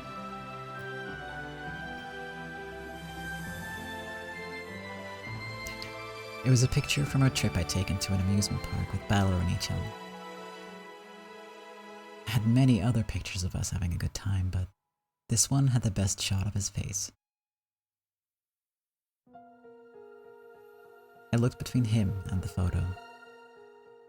There was no longer any room for doubt. Mr. Toya, your true name is Ushinomiya Balor-san, is it not? True, it does look like Kirie.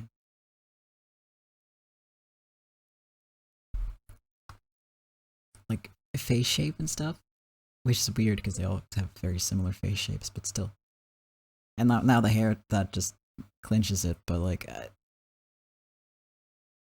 also, like, the poses that they do, you know, the stance is always very similar. And he does look like young Kinzo, which makes me wonder why young Kinzo had gray hair. Maybe it's stress, you know? But that's like a recurring thing, like people constantly comment on how Balor looks like Kinzo did when he was young. So hey, they were totally right.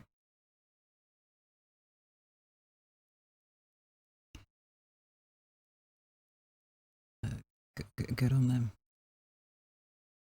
I need some water, sorry.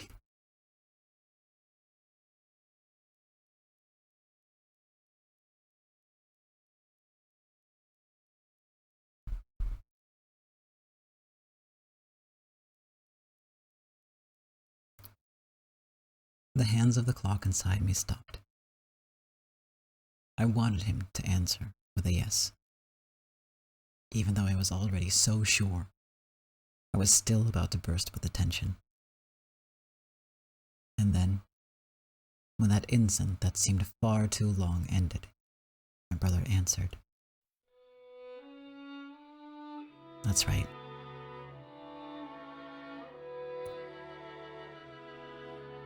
Unconsciously, I stared at my brother's face. With unbelievable quickness, he'd acknowledged that he was Ushinomiya Balor. My eyes immediately filled and overflowed with tears. I took out a handkerchief and wiped them away, but I couldn't hold them back. Hei-chan was alive after all. So why didn't he come back to me right away? If he had been there during my darkest days, how much it would have meant to me. Normally, a thought would have made me curse my brother, but by now, even that emotion was softened. Because, now that I was faced with the miracle of being reunited with Oni-chan, everything I felt before now fell away with my tears. At this moment, I was happy. I wasn't all alone. That belief had kept me going for decades.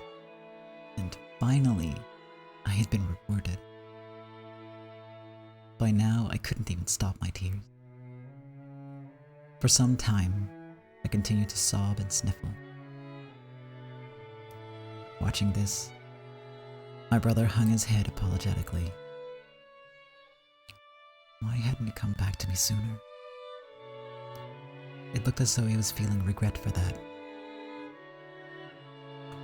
But I was sure he must have had some sort of reason. He'd probably come here today to tell me about it and apologize. Already, just by him introducing himself to me today, everything inside of me had been washed clean with tears.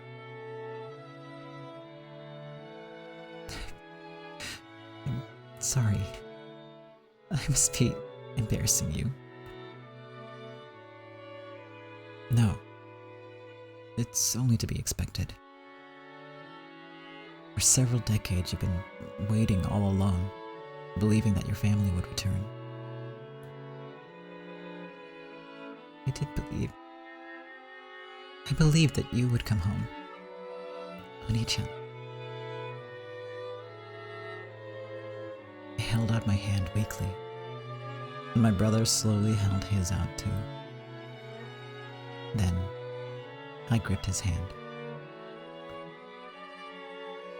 Regardless of how many long years had passed, it was, without a doubt, my brother's hand. Once more, I had to struggle to hold back the tears.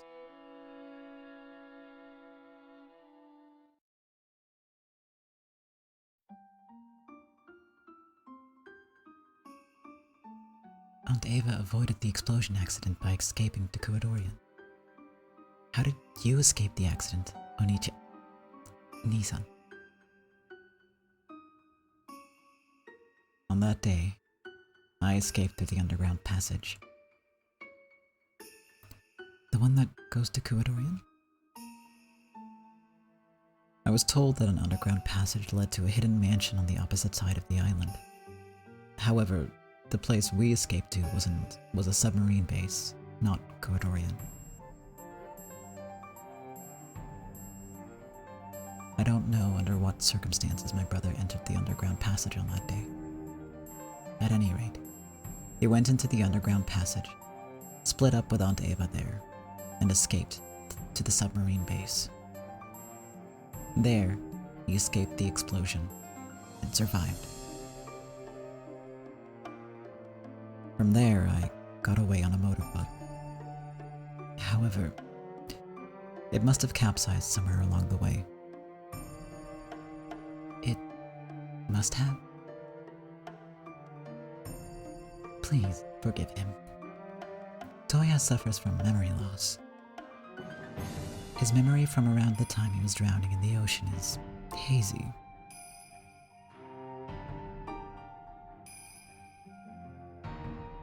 Could it be that he forgot he was Ushinomiya battler for a while? That is correct. Yes, that explains nearly all of the riddles. My brother escaped from the explosion, but either his boat capsized during his escape from the island or he fell overboard. Afterwards, he must have drifted somewhere, wandered about half conscious, and maybe got into a traffic accident. On that day, he was lying on the road. If she had found me even a little later, I probably wouldn't have opened my eyes again. I believe you suspected that I was the one who hit you for quite some time. Hey, I've already apologized for that. This explains pretty much everything. Either because of the time he nearly drowned or because of the traffic accident, my brother's memory was damaged. His memory must have come back eventually. However, by that time, I had already set foot into my new life as Kotobuki Yukari. Only a handful of people, including President Okonogi, knew where I was. Even if my brother tried to contact me, there was a very good chance they wouldn't be able to. Ironically, the name I had abandoned when I decided to live in the future had delayed my reunion with my brother for so long. In that sense, I am responsible. I did it to myself. However, I think I did receive the message that my brother sent me. It was through Ito Ikukuro. I realized that Ito Ikukuro, the forger who claimed to have reached the truth, was actually Hachijo Toya. And I did request a meeting with her through the publishing company to question her about why she was so sure she'd reached the truth. However, I wasn't granted a meeting. In the end, I heard nothing from them, and it's taken all these decades for me to meet Hachijo Toya. If the publishing company had only passed my message on, we could have been reunited so much sooner. However, at the time, I was just a bourgeois girl who liked to throw money around. Why would they pass on my message when I just barged in with no introduction and demanded to meet the famous and popular Hachijo Toya? We probably crossed paths several times. If just one of those had worked out, if we had been able to meet, just how much would my life have changed? But this was fate. God had decided that a few decades were needed before the sibling reunion. And during that time, my brother became one half of a mystery novelist. I became a writer of adventure novels for children. You could say that we achieved success in society. My brother and I were able to be reunited after becoming successful. Now I could do nothing but thank God for bringing about this miracle.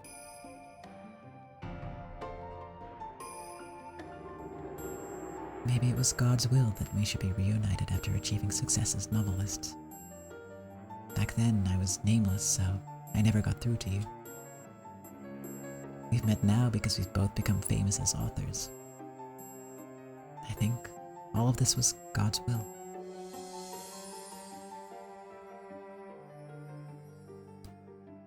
We did hear through the publishing company at the time that you wanted to have an interview with us. They told us that a fan who had discovered Ito Ikukoro's true identity wanted to talk, and they asked us for a decision. You must have had dozens of fans dying for an interview. You couldn't possibly go to meet all of them. No. They let us know that your name was Ushinomiya Anjin. At the time, I had already realized that Toya's true name was Ushinomiya Battler, so I thought you should be given a chance to meet him. I refused. Those were my brother's words.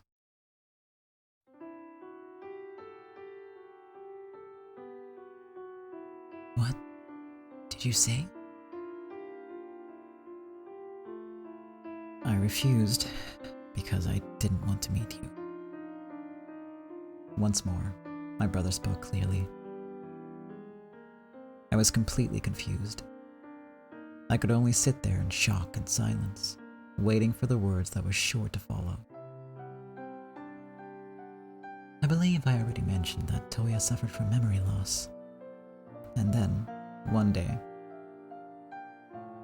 Why did you refuse when you knew it was me?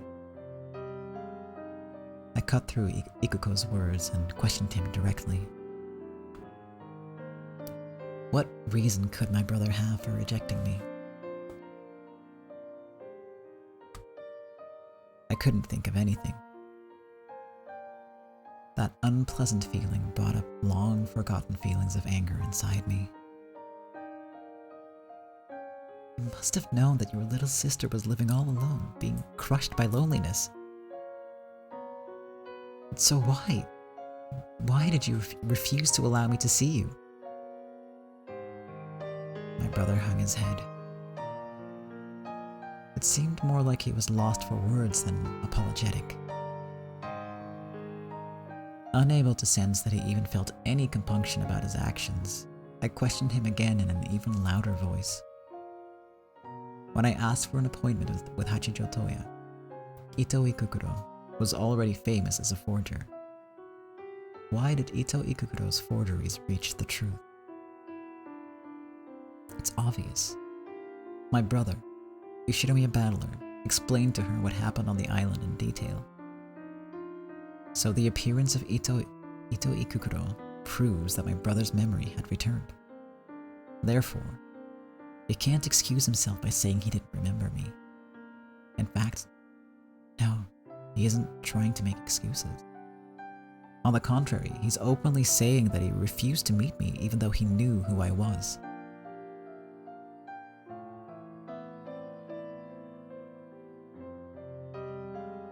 Looking back, I regret what I did. You regret? You regret it? Did you ever try thinking about how I felt? For decades, for most of my life. Do you realize what feelings I had to live with? Various emotions swirled inside of me. I realized that I wasn't in control of them anymore. I could only moan to prevent myself from saying something I'd regret. I feel deeply ashamed for doing something so cruel to you. That's why I've searched for you ever since then. For your sake and for mine, I should have met you much earlier. Then why wouldn't you meet me then? Miss Kotobuki, as I said before, his memory has been damaged. It was an after effect of the accident. But his memory came back, didn't it? Yes, his memory came back. However, that did not remove the after effects of the damage. I have Ushinomiya Battler's memories. However, I can't think of those, can't accept those as my own. Can't think of those as your own? Yes. It's true that my memory of my escape from the island is still hazy. However, I've remembered almost everything else. Things like how those pink hair ornaments of yours that you treasured so much were something I won for you at the game corner of that amusement park. Yes, that's right. They're a treasure for me when I was a child. I still keep them with me in my handbag. I remember a lot more besides that. I remember you giving Mother trouble because you hated eating seaweed. I remember that you tried to move it to my plate and trick her. And when... If you remember that much, then why can't you think of those memories as your own?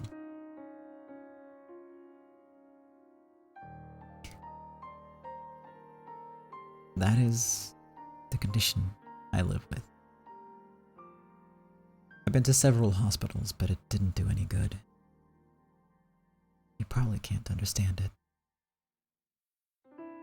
You can't know how painful it is to have your mind suddenly filled with the memories of a man you don't know.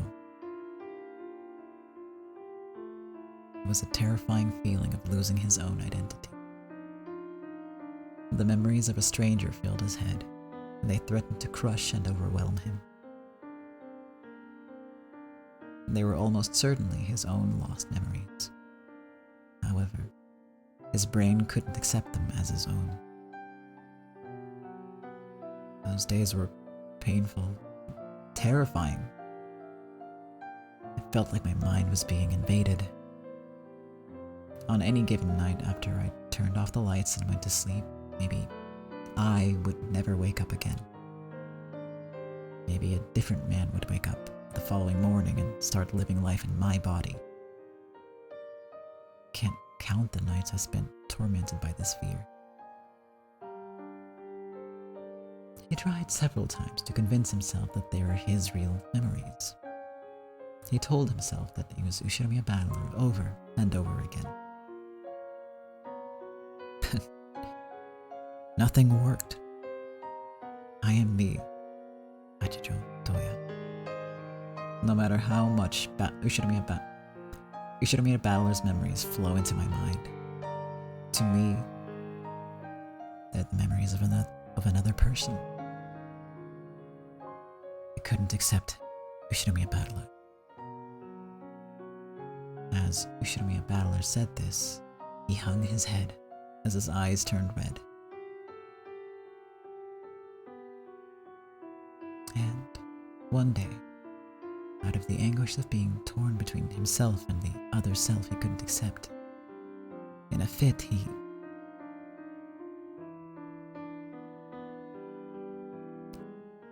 was fortunate enough to survive the ordeal, but the injuries he sustained then forced him to spend his life in a wheelchair.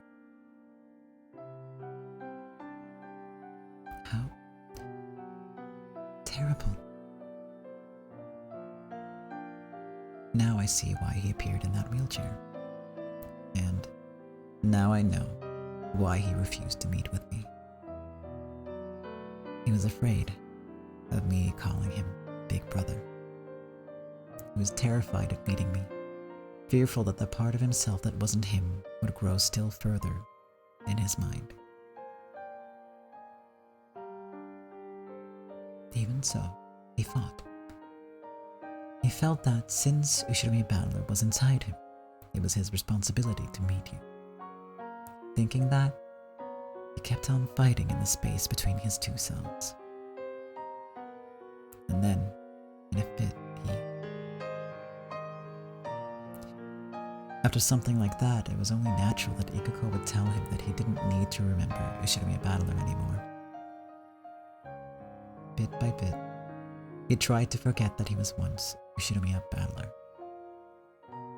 Doctor's instructions and medication. With that, and Ikuko's diligent care, he slowly began to regain his peace of mind. Even so, I thought that I would have to meet you sooner or later. To be honest, I didn't get a wink of sleep last night. I was terrified of meeting you.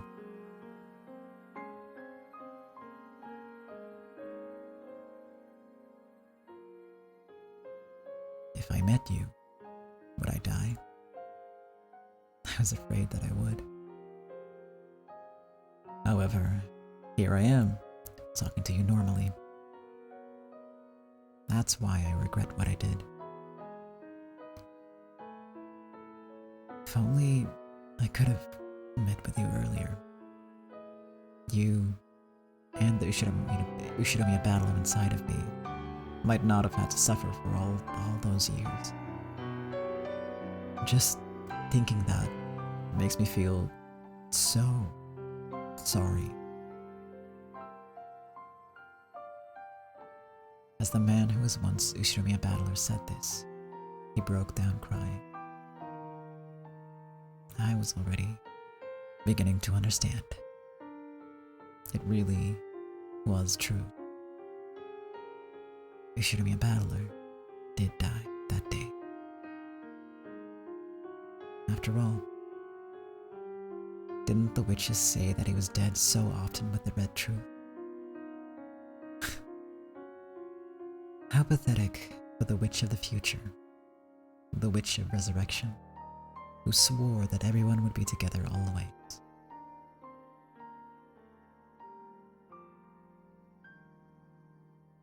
Toya-san, please, raise your head.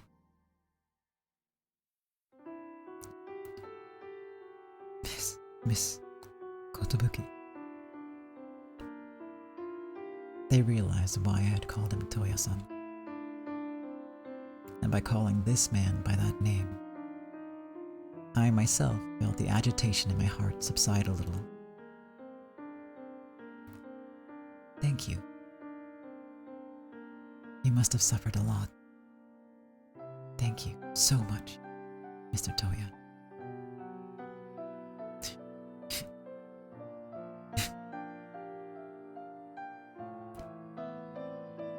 Thank you, Nisa. Thanks for pushing yourself so hard to come here today. Holding hands, we brought our foreheads close and cried together for a while. Then we talked of the old days. You remembered many things vividly, even things that I couldn't remember myself. Each time they made me cry even harder, and he hung his head apologetically. And once I realized that my tears were hurting him, I just did my best to let him speak, nodding along with a strange look on my face, something between a sob and a smile. Even if he isn't Ushirumi Battler, my Oni-chan came back to me. Welcome home, Oni-chan.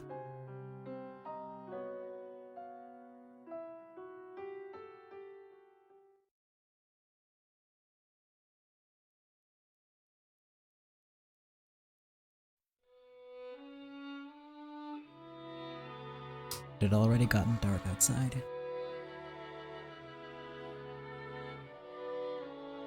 Even though he had come from far away, he was willing to stay as late as this. We left the store. It's probably best if I don't meet with Mr. Toya again. It will cause him pain, and of course I'll find myself bound to the past again. Even so, just one more time. There's one place I felt I had to show him.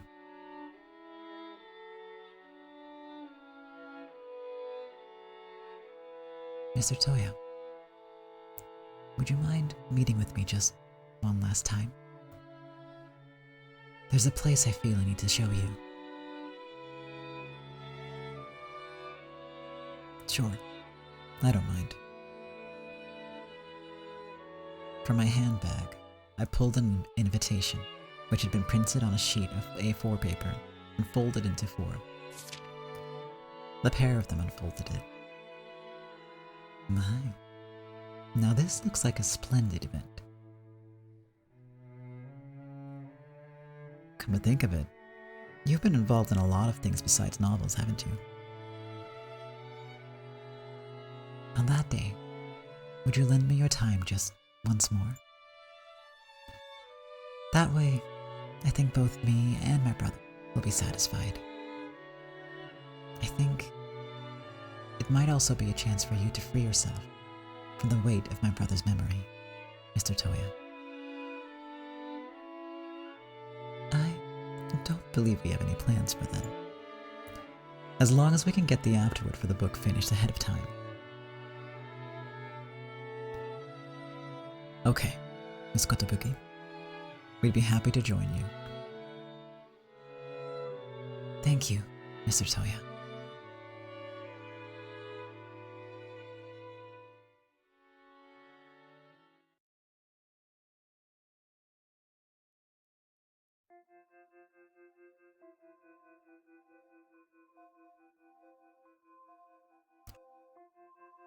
The cold October night was a reminder that winter was approaching.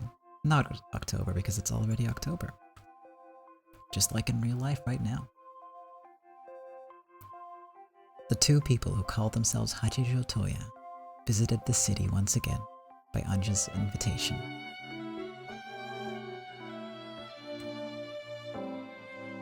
A car stopped in front of a large building. Ikuko unfolded the wheelchair with a practiced hand, lent a shoulder to Toya as he got out of the passenger seat, and helped him into the chair. It looks splendid. Fukuin House. It's my first time coming here, but I know it well.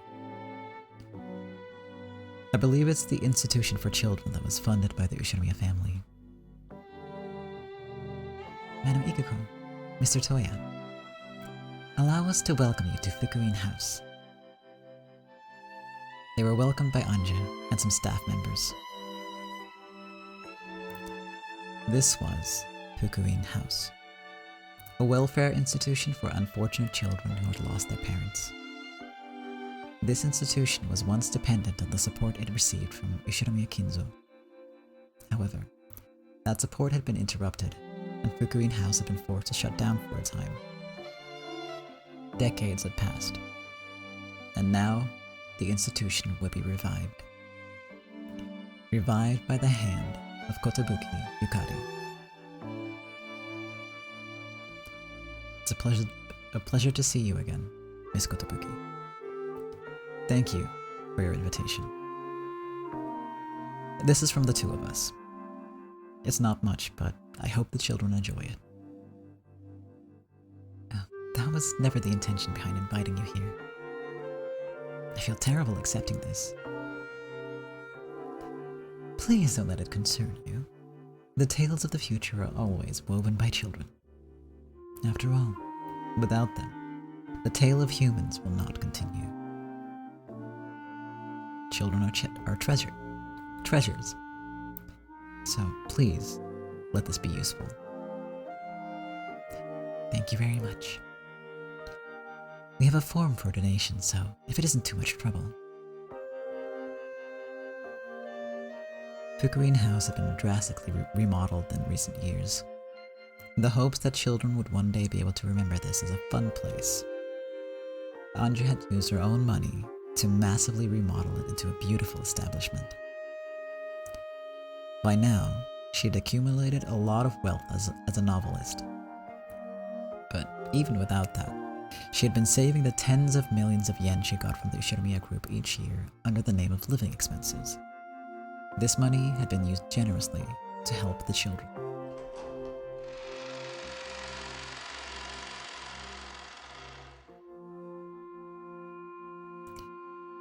When they came into the entrance hall, a cheerful scene was spread before them.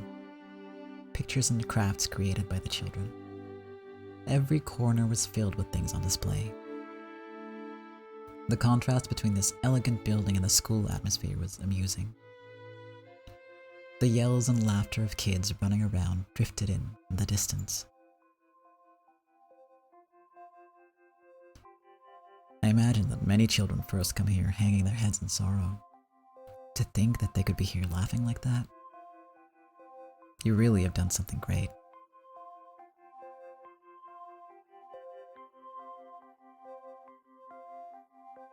All people can use magic to create their future and find a fragment of happiness.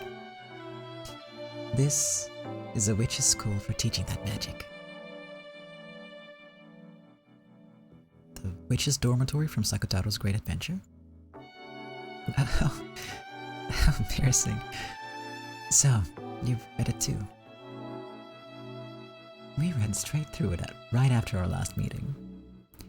I really must bow my head, not only to your talent as a writer, but to your warm heart. How embarrassing. This way, straight to the end. Pushing Toya's wheelchair, we advanced through the corridor and reached the great doors at the end. The happy voices of children came from the other side. Apparently, this was where tonight's party was being held. There were several jack-o'-lanterns cut out of origami. Tonight was Fukuin House's Halloween party. Here you are, Mr. Toya. I see. So it's trick or treat. He was handed a bag filled with candy. A teacher warned him in a small voice to watch out for rampaging children. Children. I haven't had anything to do with them for years. Please tell the children stories of dreams. We all welcome guests here. That's tricky. What should I tell them? When you're handing in your manuscript, choose your publishing company wisely.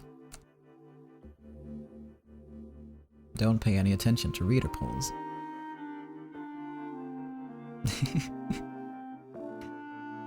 Then I'll open the doors. The children are waiting. Anja opened the large double doors.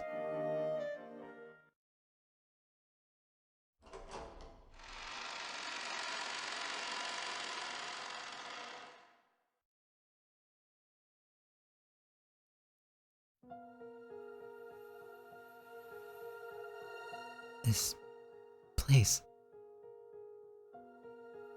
The side of the hall. Toya opened his mouth in wide-eyed shock. This was the great hall of the Ushinomiya mansion. No, that would be impossible. They were clearly in Fukuin House. This hall was an exact look-alike of one in the Rokanjima mansion. What a splendid hall. This is a replica of the hall in the Ushinomiya mansion on Rokanjima. Yes. I've reproduced it as well as my memory would let me. The details might be wrong, though. No. This really is the hall of the Ushinomiya family mansion on that day. And then, Toya's eyes fixed on something at the other side of the room. It was a portrait. A portrait of Rokanjima's other master. It's exactly the same as my memories. The artist hired by Ushirami Kinzo to paint the portrait had a photo. I had him draw it again based on that.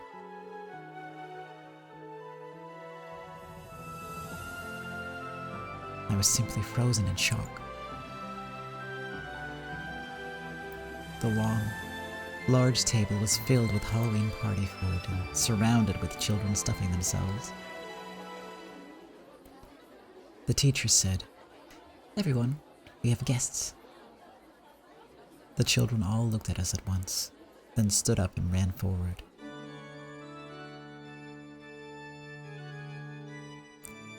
The broad smiles at the arrival of this long-awaited guest wrapped me up. The smiles and eyes of the children welcomed me. Yeah, I know. I know all your faces.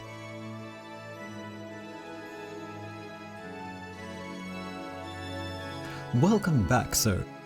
What took you so long? Your return has been long awaited. Welcome back, Battler. Welcome home. You look well. Battler-kun. Oh, you're looking chipper. Welcome back. Who do you? Welcome back, Battler. We've all been waiting. Oh, if it isn't Battler-san. The guest of honor arrives at last. Welcome back, sir. Lord Battler.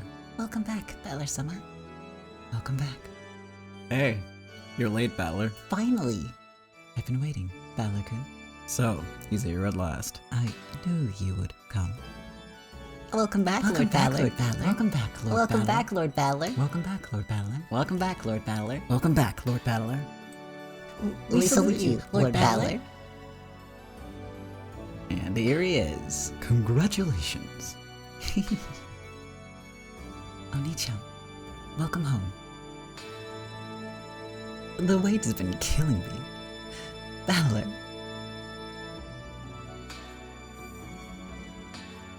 Sorry, it took me a while to get here. Why are you sitting in that ridiculous wheelchair? Come now, take my hand and stand up straight. Beato stepped forward and held out a hand to Battler as he sat in the wheelchair. Battler grasped that hand and slowly rose to his feet.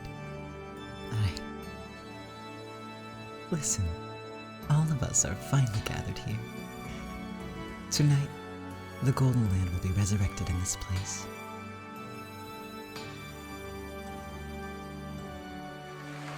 An explosive applause greeted Battler. Everyone was there. Everyone. Then, Beato hugged Battler, greeted Battler, strongly, tightly, as though she would never let him go. I'm so glad you came home. I'm home. Sorry I took so long. I won't let go again. Yeah, I'm not letting go either. We'll be together for all eternity.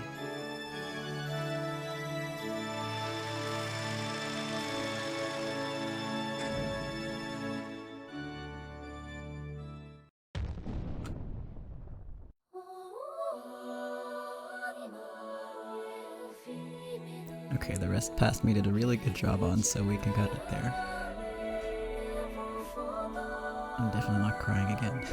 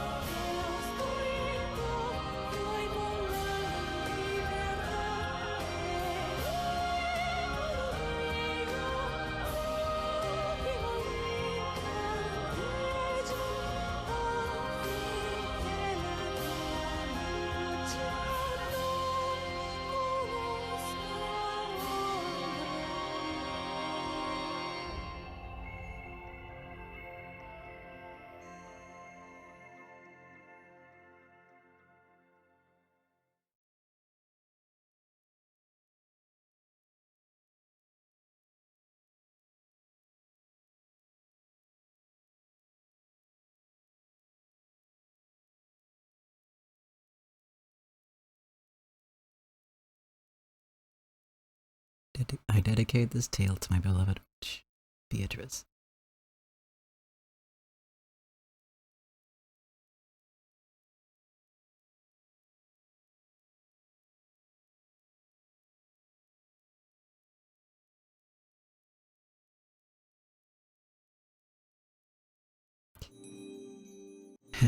We got a trophy, yay! New game board added next episode? What? What does that mean? What? Oh, they added some extra extra bits. Shout out to the Witch Hunt, who did the original translation, and who I did not interact with, but like, you know, was like respectfully watching from a distance at the time on the Animusiki forums. Anti shout out to the people who then garbled their translation, and actually removed very important fucking references to mystery authors and other random bullshit, and changed aunts to auntie and nonsense like that. Shout out to Professor Otani.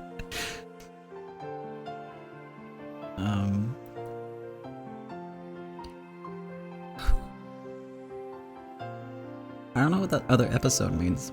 I have no idea. We're gonna check that out.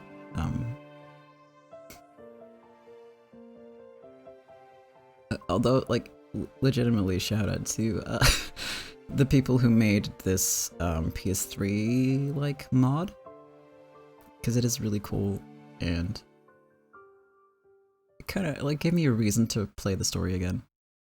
The PS3 sprites are incredible. They're so good. Also, that company is bankrupt now, so even if you do, well, I mean,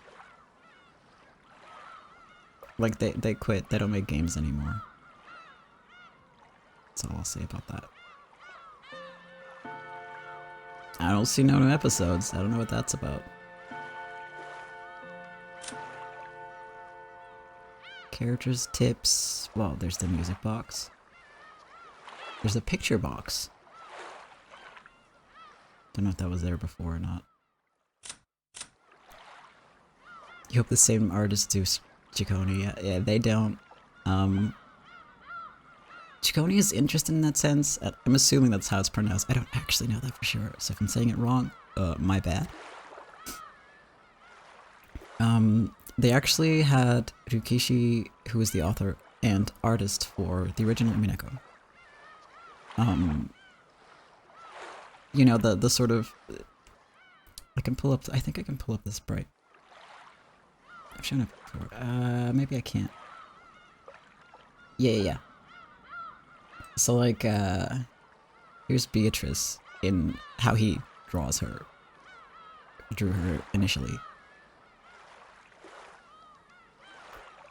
And, so they took that kind of style and got another artist to sort of do their interpretation of this. So it's like this, but like higher quality. Which is interesting. It looks, I think it looks neat, but I never hated or disliked the original sprites. I think they have a lot of charm.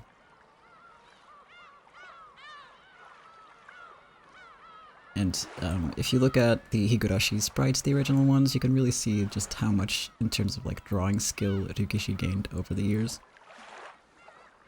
Like the difference is so big. It's really impressive actually. And they're really unique. Because a lot of the like really polished anime art, like that style, a lot of it looks very the same. So I think Ciconia will be very interesting, partly because of the cool art, and they got like an actual pro artist to kind of do that style, which I think is a really cool way to do it.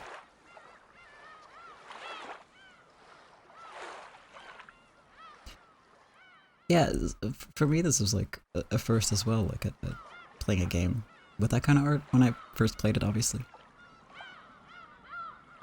And I kind of fell in love with it in a weird way. Well, no, not in a weird way, in a very normal way, actually. Because like I said, the art's really charming. Oh my god. Definitely not me who had to mute myself, because I was like...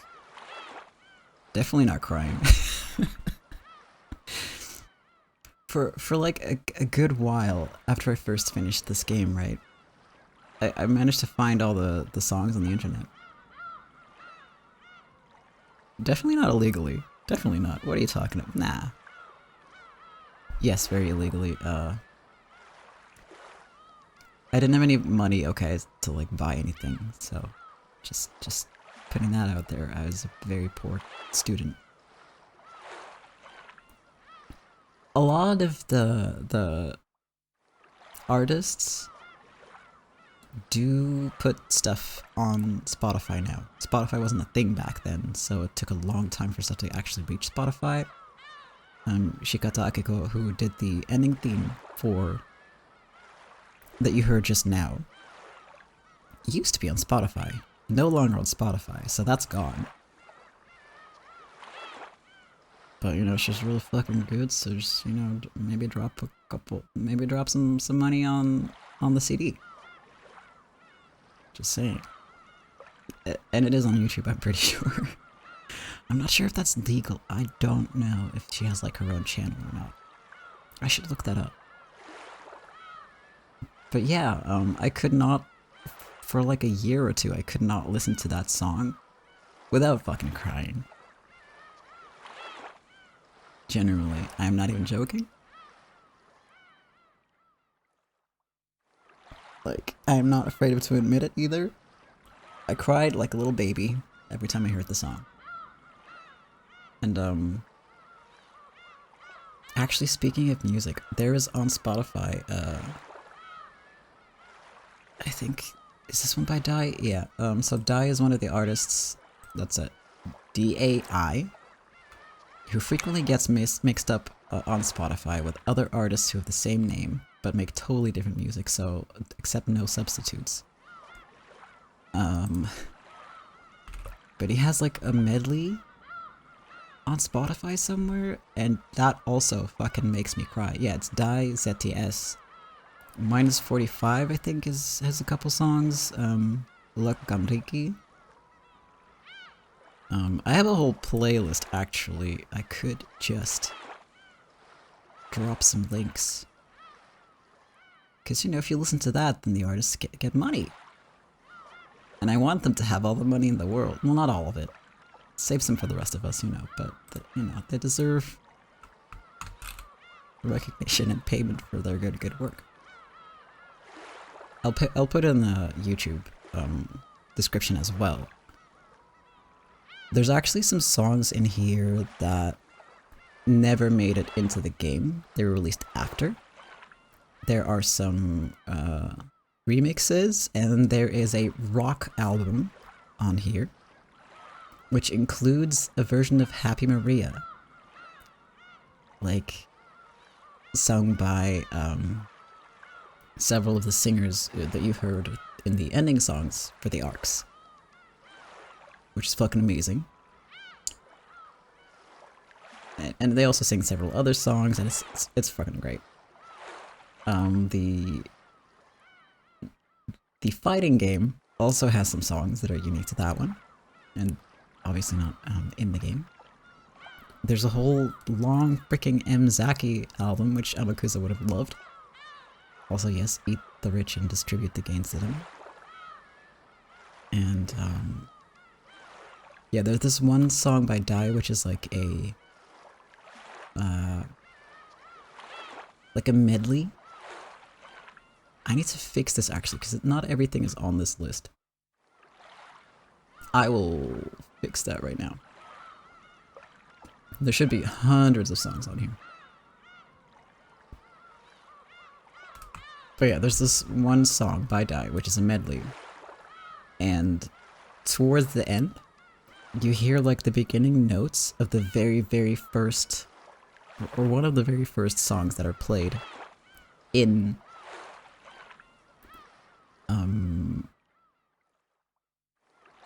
in the whole game.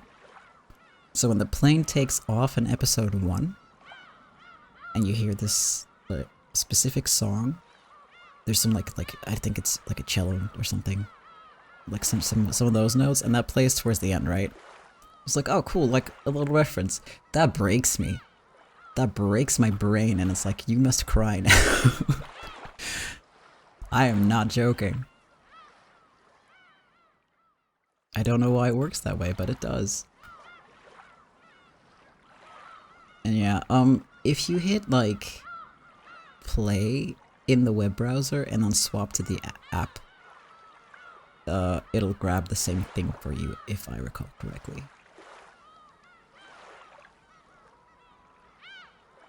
So that's a plus, I guess.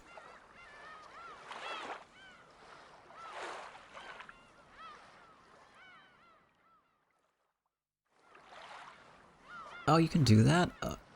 Wow. I did not know that. That is good info to have, thank you. There's also like one Rose Guns Days soundtrack on there. I might... Okay. I might... play through Rose Guns Days at some point, which is another series by the same author, much shorter, if I recall correctly. And that's... I don't even really know much about what it's about, but I don't know, it seems good. Because I honestly like everything that this man writes. No exceptions. So we'll see. I need a little bit of a break, obviously, from almost 2 years of working on this series.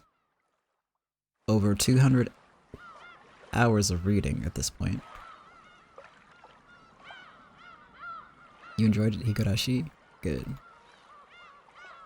I still need to read all of Higurashi, honestly. I haven't done that yet.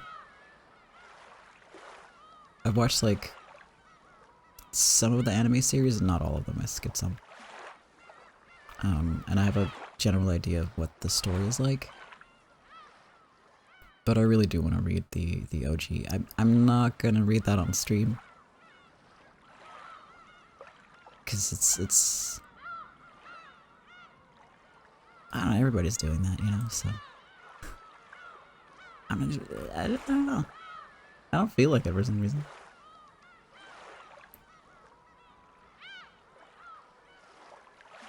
But yeah, I don't know what I'm gonna do on Wednesdays yet. One day, I'll figure that out. But it might be Rose Guns Days, who knows? Oh boy. Anyway, I ended a lot, well no, a little earlier than I thought. It's not that early actually. God. Yeah, I do definitely want to keep going with visual novels because it's generally very fun. And I have learned so much from just working on this series. Like I'm better at talking. I'm genuinely a little quicker at reading. A little more confident when I'm like reading and talking as well.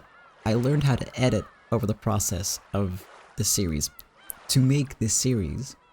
To the point where, at some point, I replaced an entire scene from the game with, like, my edited version. Like, just with the editing software, I just remade the entire scene from the ground up. No joke. I'm dead serious. I can do that now. Thanks to this series. Like, that's, I don't know, it's just cool.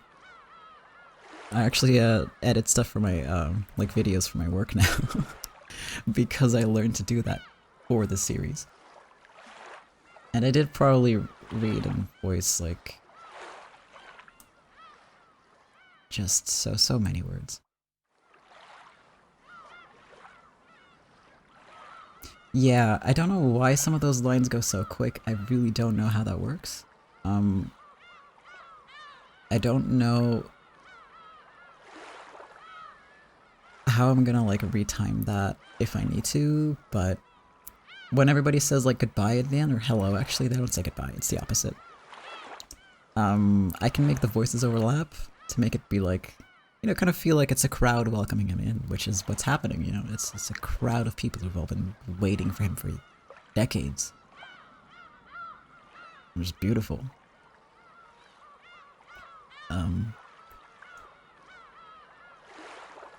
If my voice sounds a little rough right now, it's because I'm sad. Yes, exactly. It's supposed to be kind of like overwhelming, but like in a warm blanket kind of way. And then there's just like the whiteness, and then like the void, right? And then Beatrice shows up, and you're like, oh, it's beautiful. It doesn't really happen like that in the game. In the original form, I don't really remember how exactly that went. I was probably crying too hard when I played it. Like, I saw... I held it together really well today, but the first time I played this, I sobbed through the entire ending. Because I was like, oh, they're finally meeting again, and then, oh, he can't remember, and oh, he doesn't actually, like, associate himself with those memories, even. Which is worse in a way. Because, like, it's there, but, like, out of reach. And then... you know, they explain why he's in a wheelchair, and I'm just upset, obviously, and then they're okay again, but they're reminiscing, and it's like, it just, I don't know, it's just sad.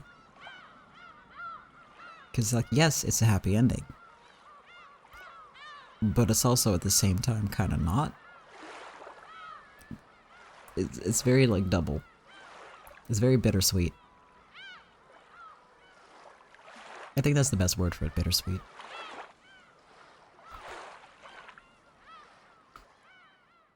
Which is, yeah, oof. It's rough. But in a cathartic way? I feel like, yeah.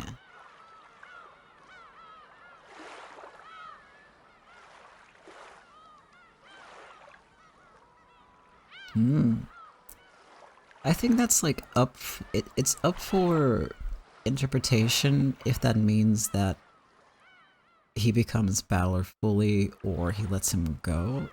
In the game, in the manga, it's actually really clear. They make it really clear what happens there. But the manga does have some variations from the visual novel version. And to the point where you never explicitly learn like the truth fully here, and in the manga you do. So if you're like unsatisfied with the answers that this version gives you and you want things a little more spelled out, read the manga. The art is also amazing, so worth it for that.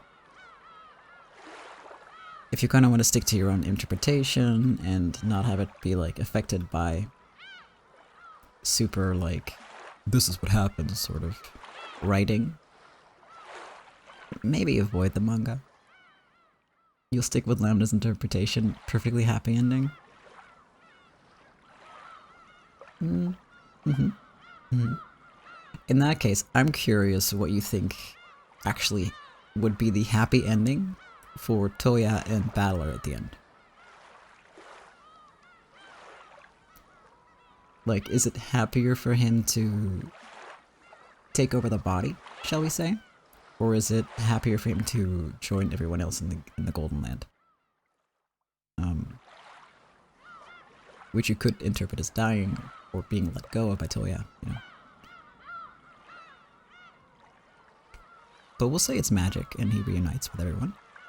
Because that's kind of the whole point. It would be better for him to take the body. Alright. I mean, that's fair.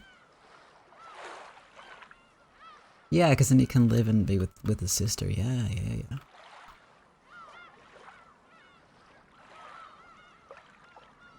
Alright. Then in that interpretation, he takes over. And, Or like maybe it's like a merging, so he's still Toya, but he's also Battler or something. And they can have their teary-eyed reunion, yeah.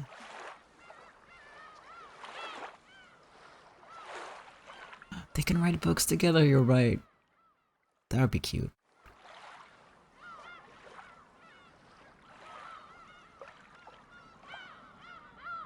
Ah, I'm tired now.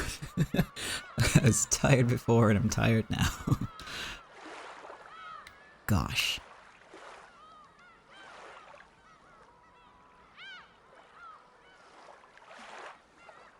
I wanted to see one thing real quick.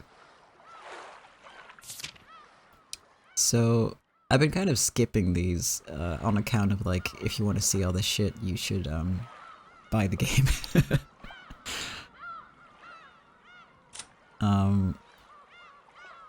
But I saw this on the interwebs. Basically, there's like a whole character bio thing.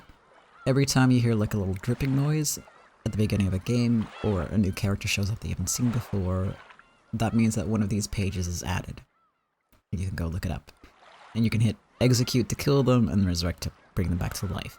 So like, the Chester 556 who got destroyed by the Black Witch can be resurrected.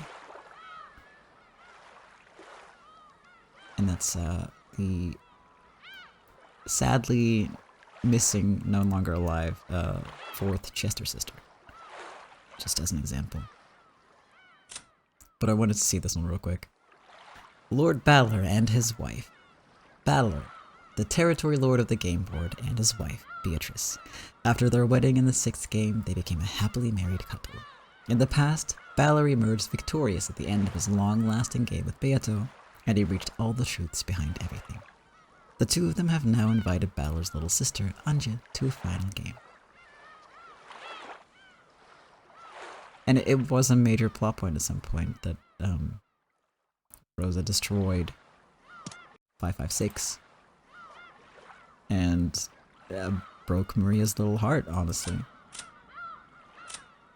There's some tips, which are the, you know, the highlighted words that pop up sometimes, and I usually look those up and then save them for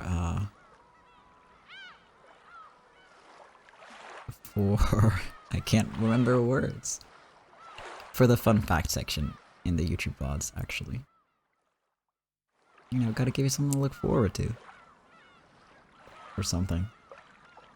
Also forgot that these were in here, and they're both very cute. Natsuki and Krau's just blushing at each other. This is really cool that you can just go through all these. Which, I mean, it makes sense in a game with CGs and stuff. That you can... Oh no, I don't like this one, because that makes me sad. Oh no. Oh no. If I click this, is gonna go through all of them?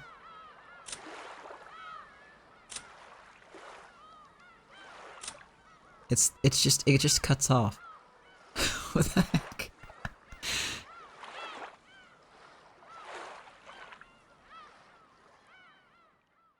She's Eric in a wedding dress where she isn't interrupting lambdas and birds. Matrimony feels wrong. Oh my god. She would though. She'd be like, stop the wedding. Bird needs to be married to me. And they're like, but you're like basically our pet. What the fuck? How can I see the rest of this? Game, please, please. Okay, that didn't work. That worked. I'll figure it out one day. It does not let me scroll. Maybe I need to hit a button or something, but I clicked everything and it didn't do anything. Oh, also fun thing. What?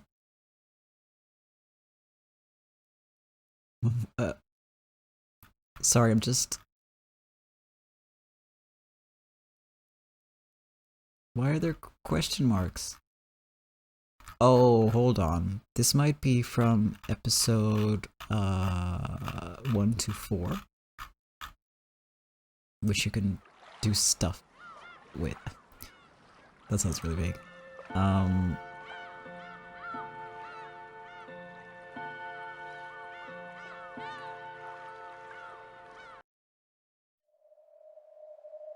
Can I?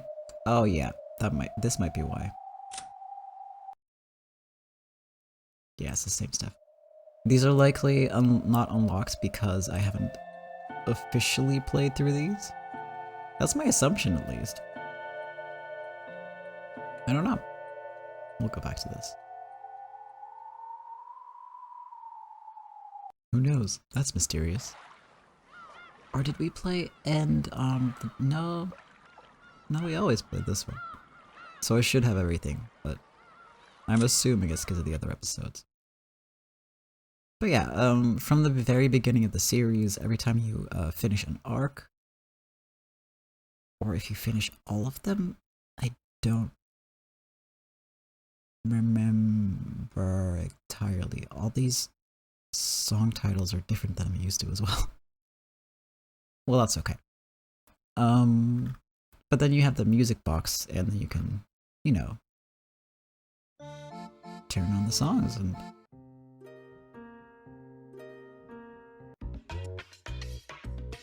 just have a listen and find your favorites. This is one of mine. And this one's also really good. These are all Erika songs, actually.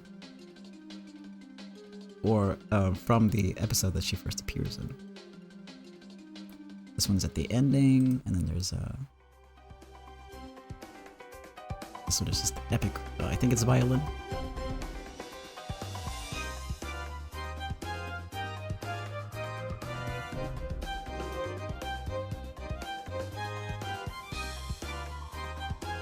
Good stuff. I love this one. And then this one, which is also freaking amazing. Erika gets the best music.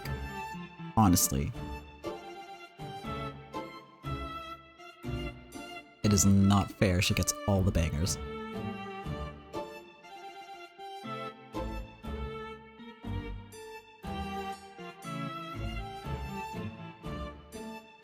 And this is the sad ending that makes me cry every time. So I'm not clicking the button.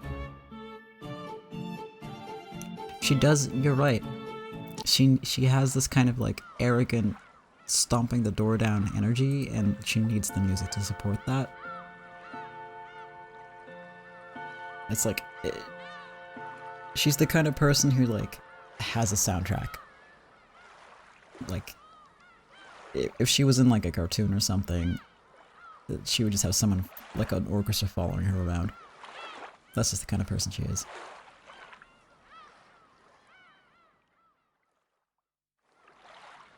That's just how she rolls, I don't know.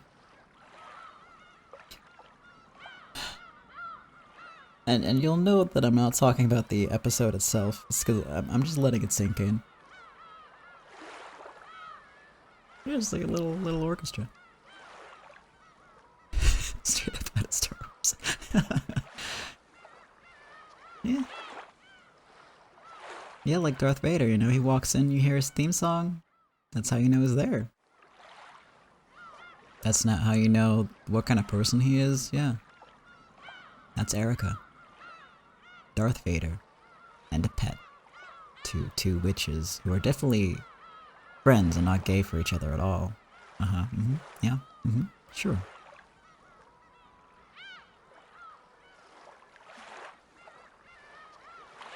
I mean, we all know that that's not the case. It is not subtle. This is beyond subtext.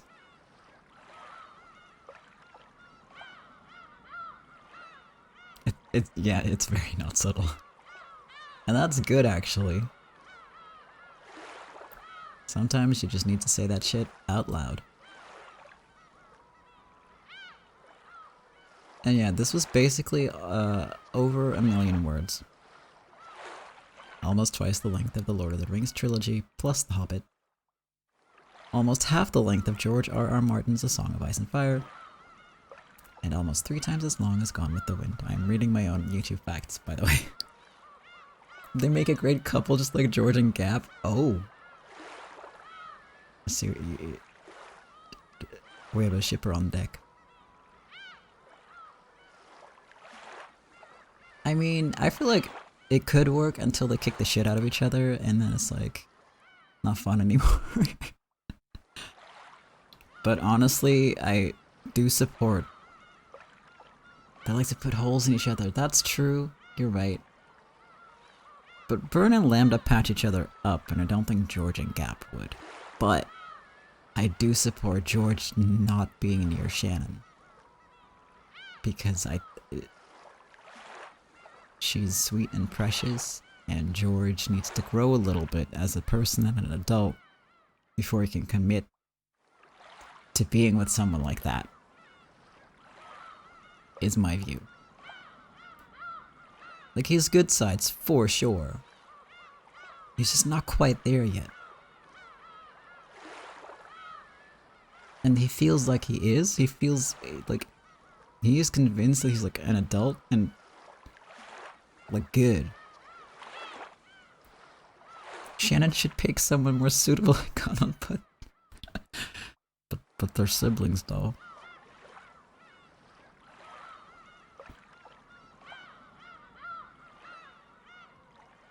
But they're siblings though. And there's some other factors that stand in the way there. But I want sorry. I'm sorry. I don't want to give there's some particular things that are possible to miss at this point that tie into this that I won't spoil. They basically they keep saying that they're like siblings, and I think that kind of rules out any romance there.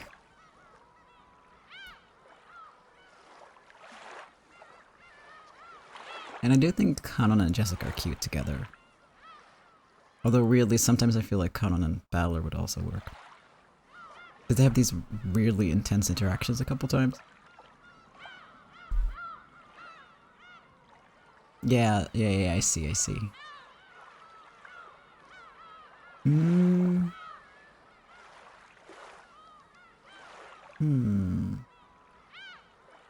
would be good for Shannon? I mean, Balor missed his chance, let's be real. He did.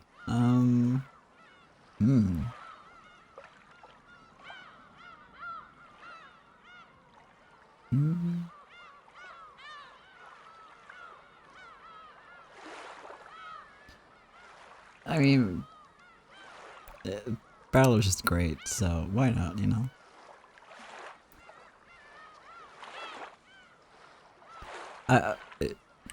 The best pairing for Shannon would be being a strong, independent woman who needs no man. Ultimately. and yeah, George is... I like him. I think he's a very interesting character. I really, really do. He needs to grow up a little bit. I would definitely put Kinzo dead last though. For anything, ever. Like, that man fucked up so badly, there is no recovering from that. Sorry. To Kinzo. I'm not sorry, actually. I take that back, Kinzo. Like, if he did treat his grandkids with, like, the kind of joy and kindness that is shown in episode 8, great. I still don't think that makes up for anything. Because that kind of also implied that he's... Because actually that kind of makes it worse, because that means he's capable of that kind of, like... you know, kindness and friendliness and caring, but then withholds it from his own children. including Yasu. So, I'm not sure about, I don't know about how I feel about that.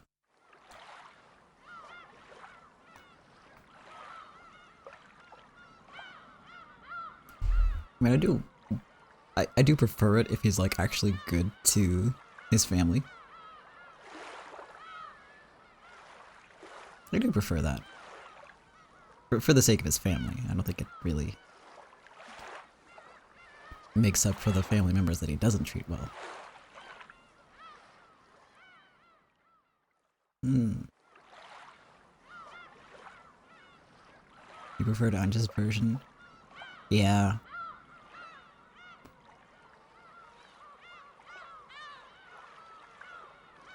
That's true. On the other hand,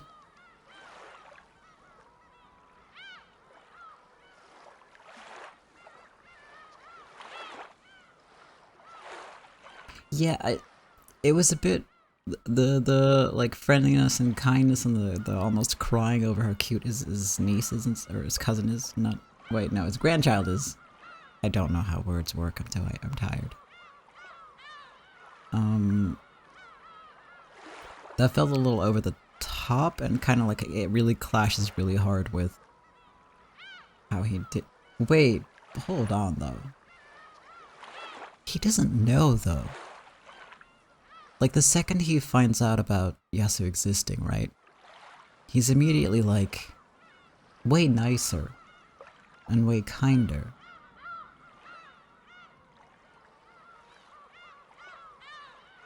So you could argue that that's not by choice, and he does genuinely seem to regret what he did. And yeah, he seems to like suspect. If I recall, he suspects and then like treats them differently. And then once he's like, well, not 100% sure, because that's like when he dies, right? Like when he becomes more and more sure, he starts treating them like differently, like teaching them to shoot guns and stuff, and giving them advice, talking to them, that sort of thing. So, it does kind of line up. If you think, yeah, I forgot about that actually. The reason I got to this point, like, in my thinking, right, is the story very much keeps repeating and kind of hinges on, you know, without love it cannot be seen. And my interpretation of that is that you have to look at both the good and bad sides of people. And like the more love you have for a person, the more realistic your view of them is. So that means it's not just like, oh, they're a perfect angel, or they're like a completely evil person, but everyone's in the middle. And if you have love for a person, then you can understand and accept both sides. That's my sort of takeaway.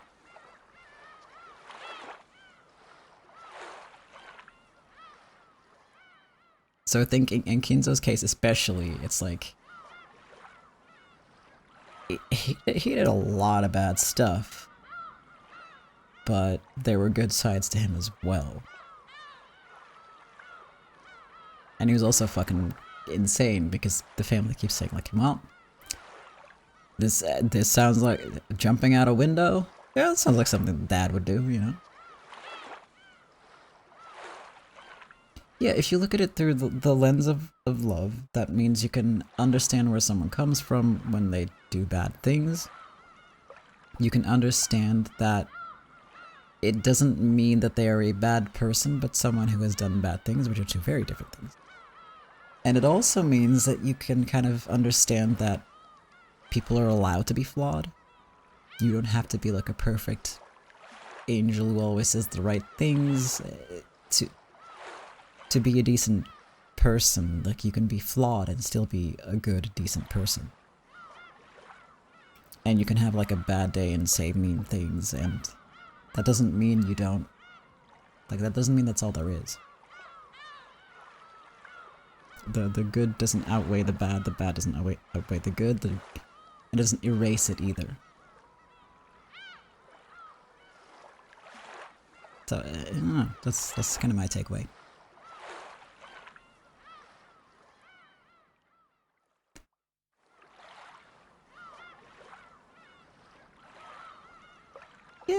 Yeah, that really is like, for a lot of people in the story, their motivation is that they want to be noticed, loved, cared for. Whether that's by like a specific person, like with Kinzo, or just anyone in general. And also with Battler as well, for instance, but like, they also specifically, or she specifically just wants people to love her, right? That's like unspecific, I guess, but you get what I mean. But that also kind of sometimes deludes them a bit, like Ava with George, because she loves him, but also like that smothers him, right? Like, she wants the best for him, and that's good, but she wants the best for him at the cost of his well-being. Because she has one idea of what's like the best for him, and she doesn't really include what he wants in that at all. Stuff like that. So like, yes, it's love, but it's different kind of love. Not a supportive love, it's a love that demands obedience. Damn. You're right. You're right.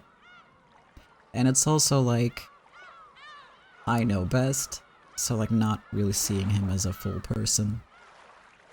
So, you know, with a mom like that, it's no wonder that he's kind of fucked up. And at the same time, it absolutely does come from a place of love and caring and wanting the best for him. And you also see from Kinzo, right, where that comes from, and from the rest of her family. Like, you can understand why Ava behaves that way. So it's also like, it just sort of trickles down from generation to generation. And then with Anja, it stops, I guess. Because she learns to see past things like that and be more understanding. And trusting, yeah. Ah.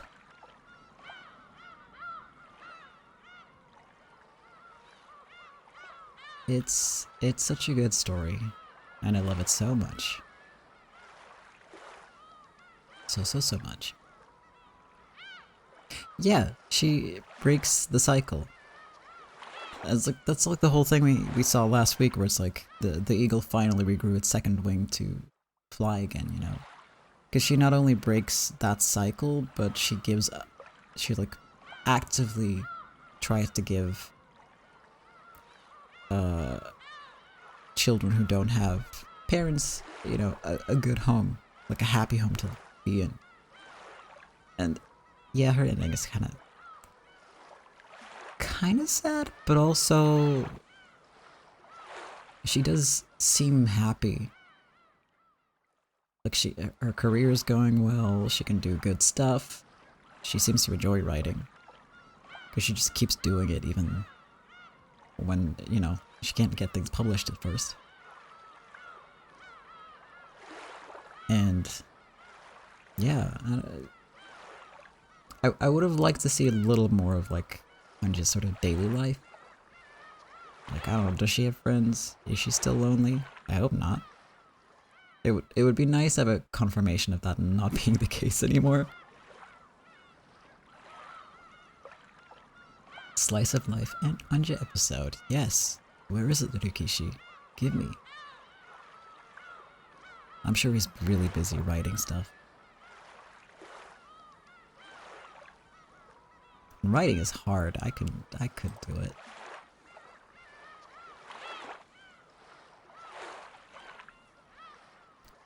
Right now, he should be working on Ciconia. I recall correctly. I could be wrong about that. But that is in the works or planning. In the planning. I don't know how long Ciconia is gonna take.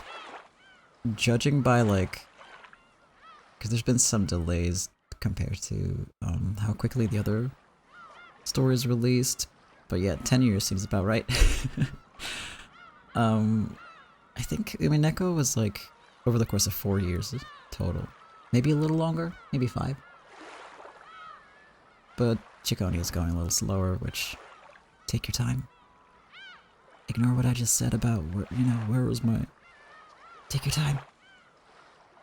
Don't rush it. Creative process is always a whole thing, you know? Yeah, these came out, initially they came out crazy fast, one every half year. For every comic hit, I believe. Which is like a convention. That happens every 6 months. So, that, yeah, crazy fast. But I imagine he had like a lot of lead up to it. And he cancelled an entire episode at one point, like an entire arc. I don't remember exactly how that went, but yeah. And one day, they're gonna translate the 9th arc of Umineko and all the side stories and stuff. Some of which are already translated, but they were also all released in like one like set. And that's what I'm waiting for. Then I'm gonna read all of that, and we're gonna do that on stream. And I'm going to cringe very hard at some of it. Just letting you know that right now, because some of them are like comedy bits and just kind of silly.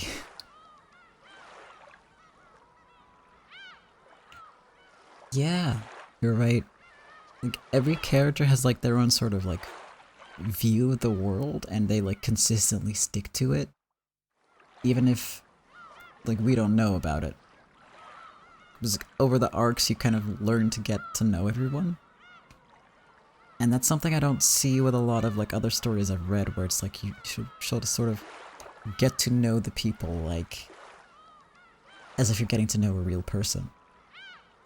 And then it becomes like reasonable to be like, I think in this situation this person would act like, this character would act like that. You know, that sort of stuff.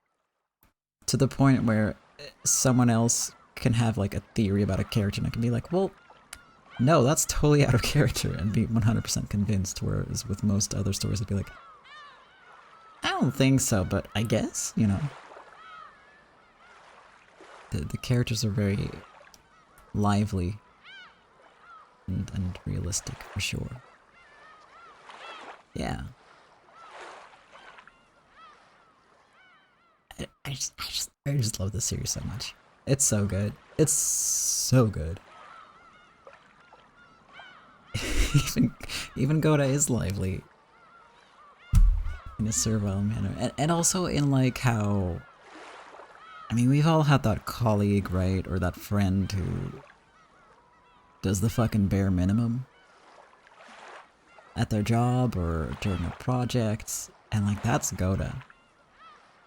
Like, except when he's, you know, cooking, which is, I mean, he's the chef, of course.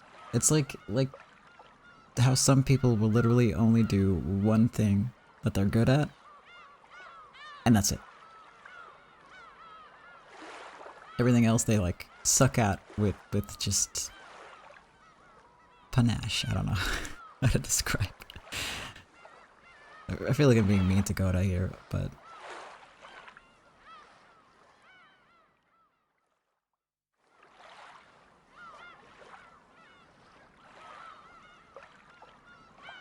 yeah, I mean, he does his job. You can't really ask more of him, but he's just kind of unpleasant outside of that, apparently.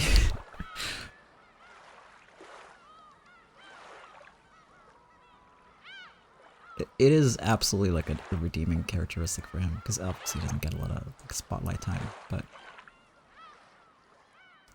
yeah, he has a passion, and that's it makes up for all his flaws in a way.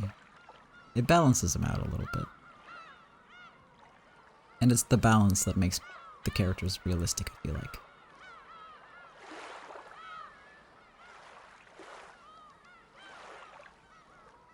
He would not make a good match for Shin. I agree. Another tick off the list. I mean, I don't think Shannon even, likes being around him in any shape or form.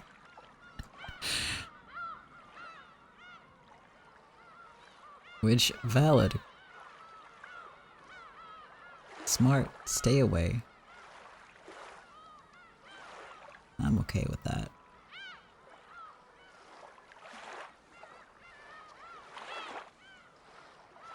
He does feel the same. I forget why exactly. Was it because she's so young?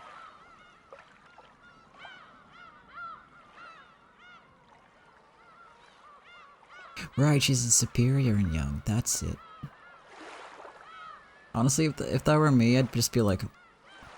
I mean, I have superiors who are younger than me, basically. I'm pretty sure.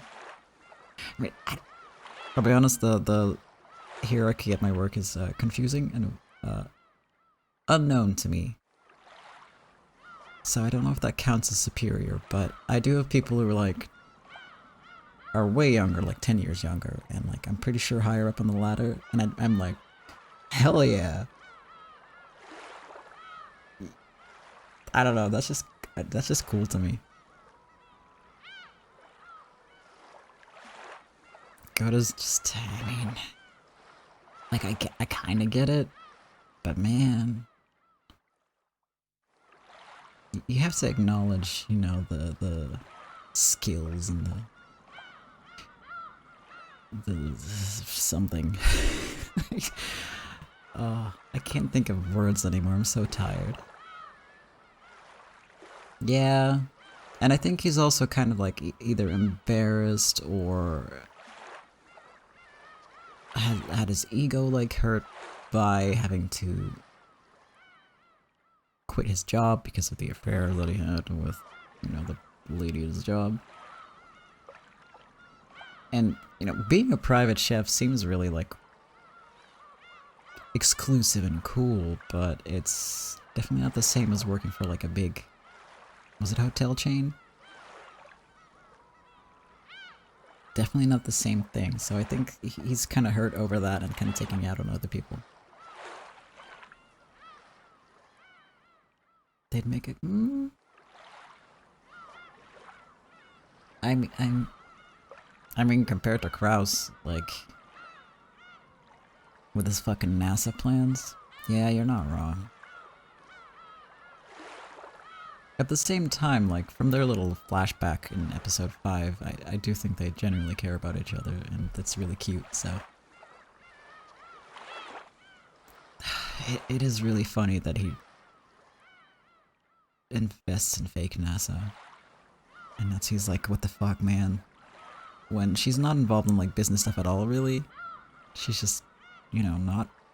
She's just smart. Meanwhile, Kraus... not so smart. Very little common sense, but then that's... They should only have family for you, in a way.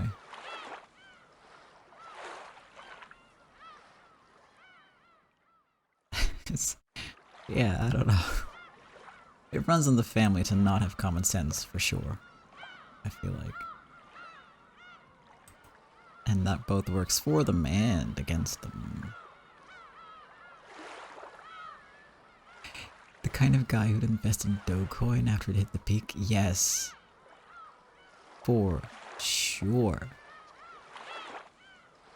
And not only that, but same with crypto shit and after the bubble, right? He'd be crying about his apes on Twitter.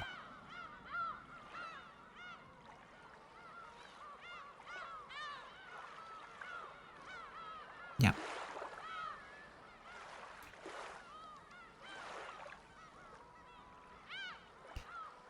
Imagine if the roles were reversed though, because I feel like Kraus could totally handle running a household and being pretty chill with the servants. And Natsuhi could like do business and not get scammed. They'd be so much happier like that. They'd be so much happier. Which is a whole other like aspect of the story, which is why misogyny is one of the content warnings for every single episode of this entire playthrough. Because everybody's so mired in gender roles and all that stuff and just actively harmed by it. Constantly. And obviously the misogyny warning is for really harmful things that are being said, like really toxic shit that you might not be into, you might not feel like listening to. Especially if you've been dealing with that yourself, so that's what the warning's for, but it's a theme throughout. That you know, people being just hurt, destroyed by gender roles. And that's what he would do great in business, I feel like.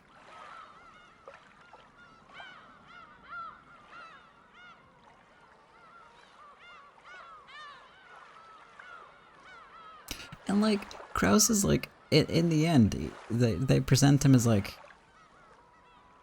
someone who really loves his family and will like punish a witch for them, right?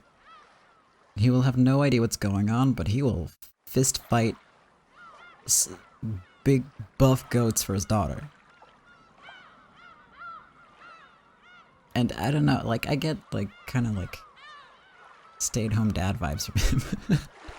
I think he would thrive as a stay-at-home dad. Like imagine him not having to deal with the pressure of being the head of the family, right? And Natsuhi being like more like going out and doing business would also take more pressure off Jessica, so their relationship would be better. It's fuck generals. Like you said, it makes no sense.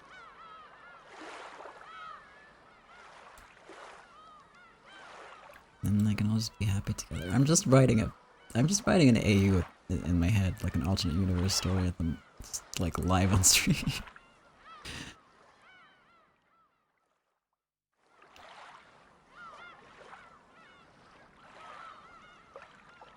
I don't know. It's such a good story.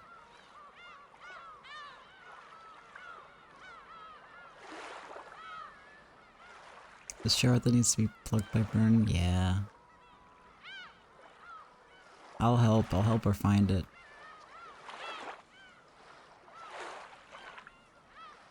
I really do hope that... Well, I mean, we've got the 9th episode coming up, right? One day. I say coming up, but it's not sure when. It might be years. I hope not, but it might be. And, I do hope that there's more and more Umineko content. There's a mobile game for Higurashi, and there is Umineko content in that. In the form of crossovers. And, it's alright. There's some translations for that you can get. It's pretty alright.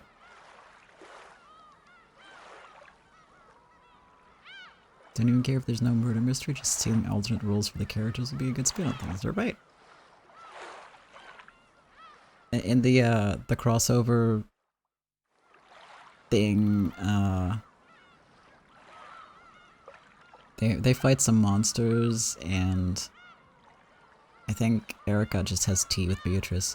It's really cute, actually. They kind of act like, you know, sassy friends. Or just snark at each other, it's good. It's good shit.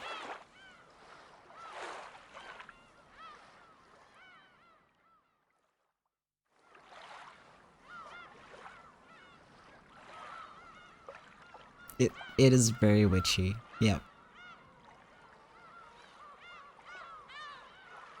I can't remember what it's...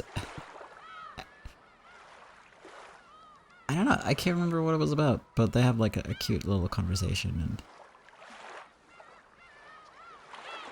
actually, I'm pretty sure that Erica just sort of gives up on Battler because, well, she doesn't like him, right? It was more for the treating him as a possession rather than anything else.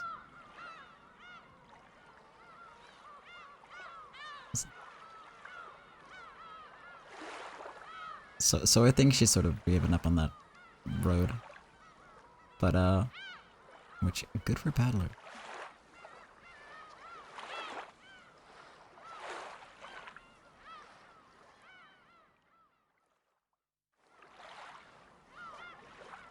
But hey, I mean, that, honestly, that would be kind of entertaining to me if they got in a fight over that again. Oh shit, you're right! That's why she wants to basically own him, because then he's the pet and she's the owner. It's like leveling up. Oh my god. It all makes sense, the cycle of abuse, it continues. You're right. Damn. See, this story, it's deep, you know? There's a lot to it. A lot of layers.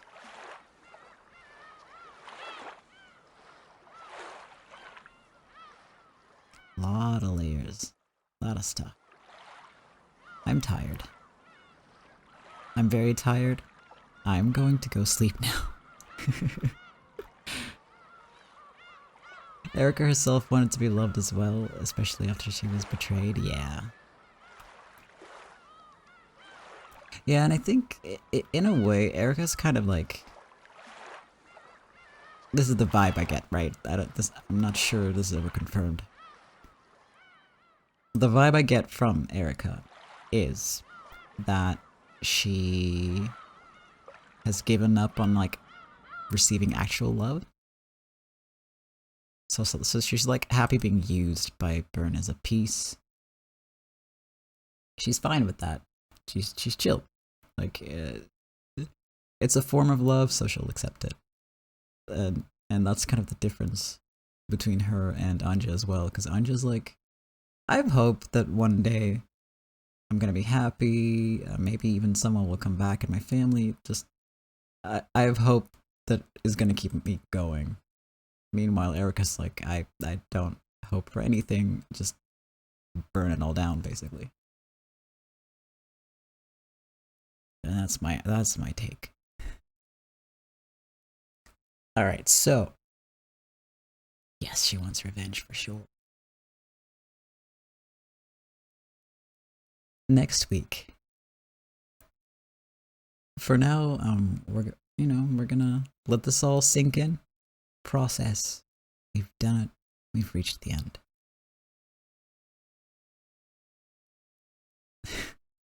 True, you're right. I'm gonna go, like, just let it all sink in and think about it, and then I'm gonna edit the video and probably cry some more. Because I'm a sap. And then we're gonna upload that, and, yeah, we did it. We made it to the end. Thank you for being here with me on this journey. I really appreciate it, and thank you specifically, Kat, for being here for so long and for just joining me for this. It helped a lot, actually, made it a lot easier to keep going with this series. And I really appreciate all your comments and stuff in the chat. And in the Discord and stuff. Just, yeah. All the back and forth and the talking about it, it's great, genuinely. And yeah, I don't know. I'm really happy that we got this far. It's a little bittersweet as well, because, you know, I'm done. We're done. It's over. Now what? But I'm not out of stuff to say about this yet. I have some more things we can talk about, you know, some final thoughts to go over. And there's a fighting game. So next week, we're gonna like do a little like, what's the word? I don't know. I don't know. We're gonna do a little Umineko chatting stream while I just get my ass beat by the AI in the fighting game because it's strong. Decompress, yes, exactly. And just sort of go over, you know, some stuff left unsaid about the series, because I'd love to do that now, but I'm tired and I can't words. And I need words. I need 2 words for this, for speaking. I have like a list of stuff to go through, like stuff I enjoy about it, the themes, and stuff like that. Same. There's a lot to say. I can't think of anything either. So we'll save it for next week while we enjoy the ridiculousness of this game having a fighting game. And honestly, the game fucking works. It kind of works. It kind of makes sense. And there's some really ridiculous, like, storylines. There's story in the fighting game. And it's very silly. And then some of it is dead fucking serious, and it really, like, what the fuck, you know? And I think they used some of it for inspiration for the manga, if I recall correctly, or the other way around. So that's gonna be cool. So we're not there quite yet. Erika versus Natsuhi by locking her in a cupboard. Oh my god.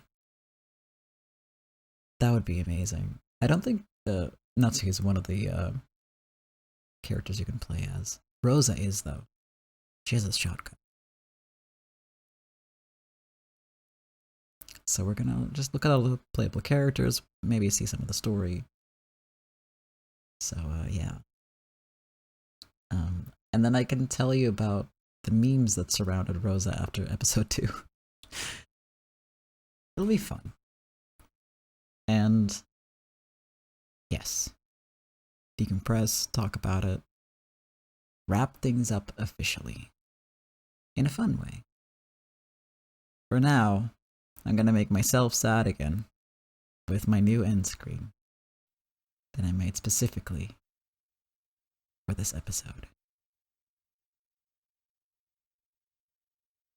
And thank you for the save reminder. I won't need to save this time because we're done. Which is a little weird, but here we are. The animation broke because of the OBS update, so I'm really sad about that. Sadly. But, oh well. I have a new animation. Hopefully that makes up for it. I'm glad you like it. Alright. The journey's over. We made it this far.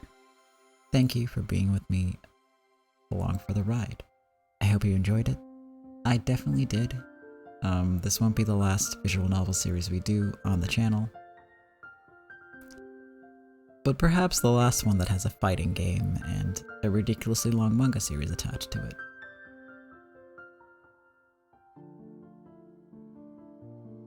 And, yes, Umineko is a gift to humanity. It did not loop. I forgot to set it to loop. I will fix that right now. I'm out of practice when it comes to setting this shit up. No.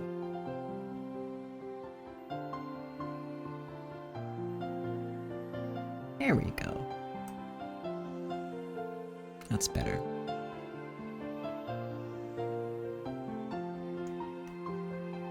Okay.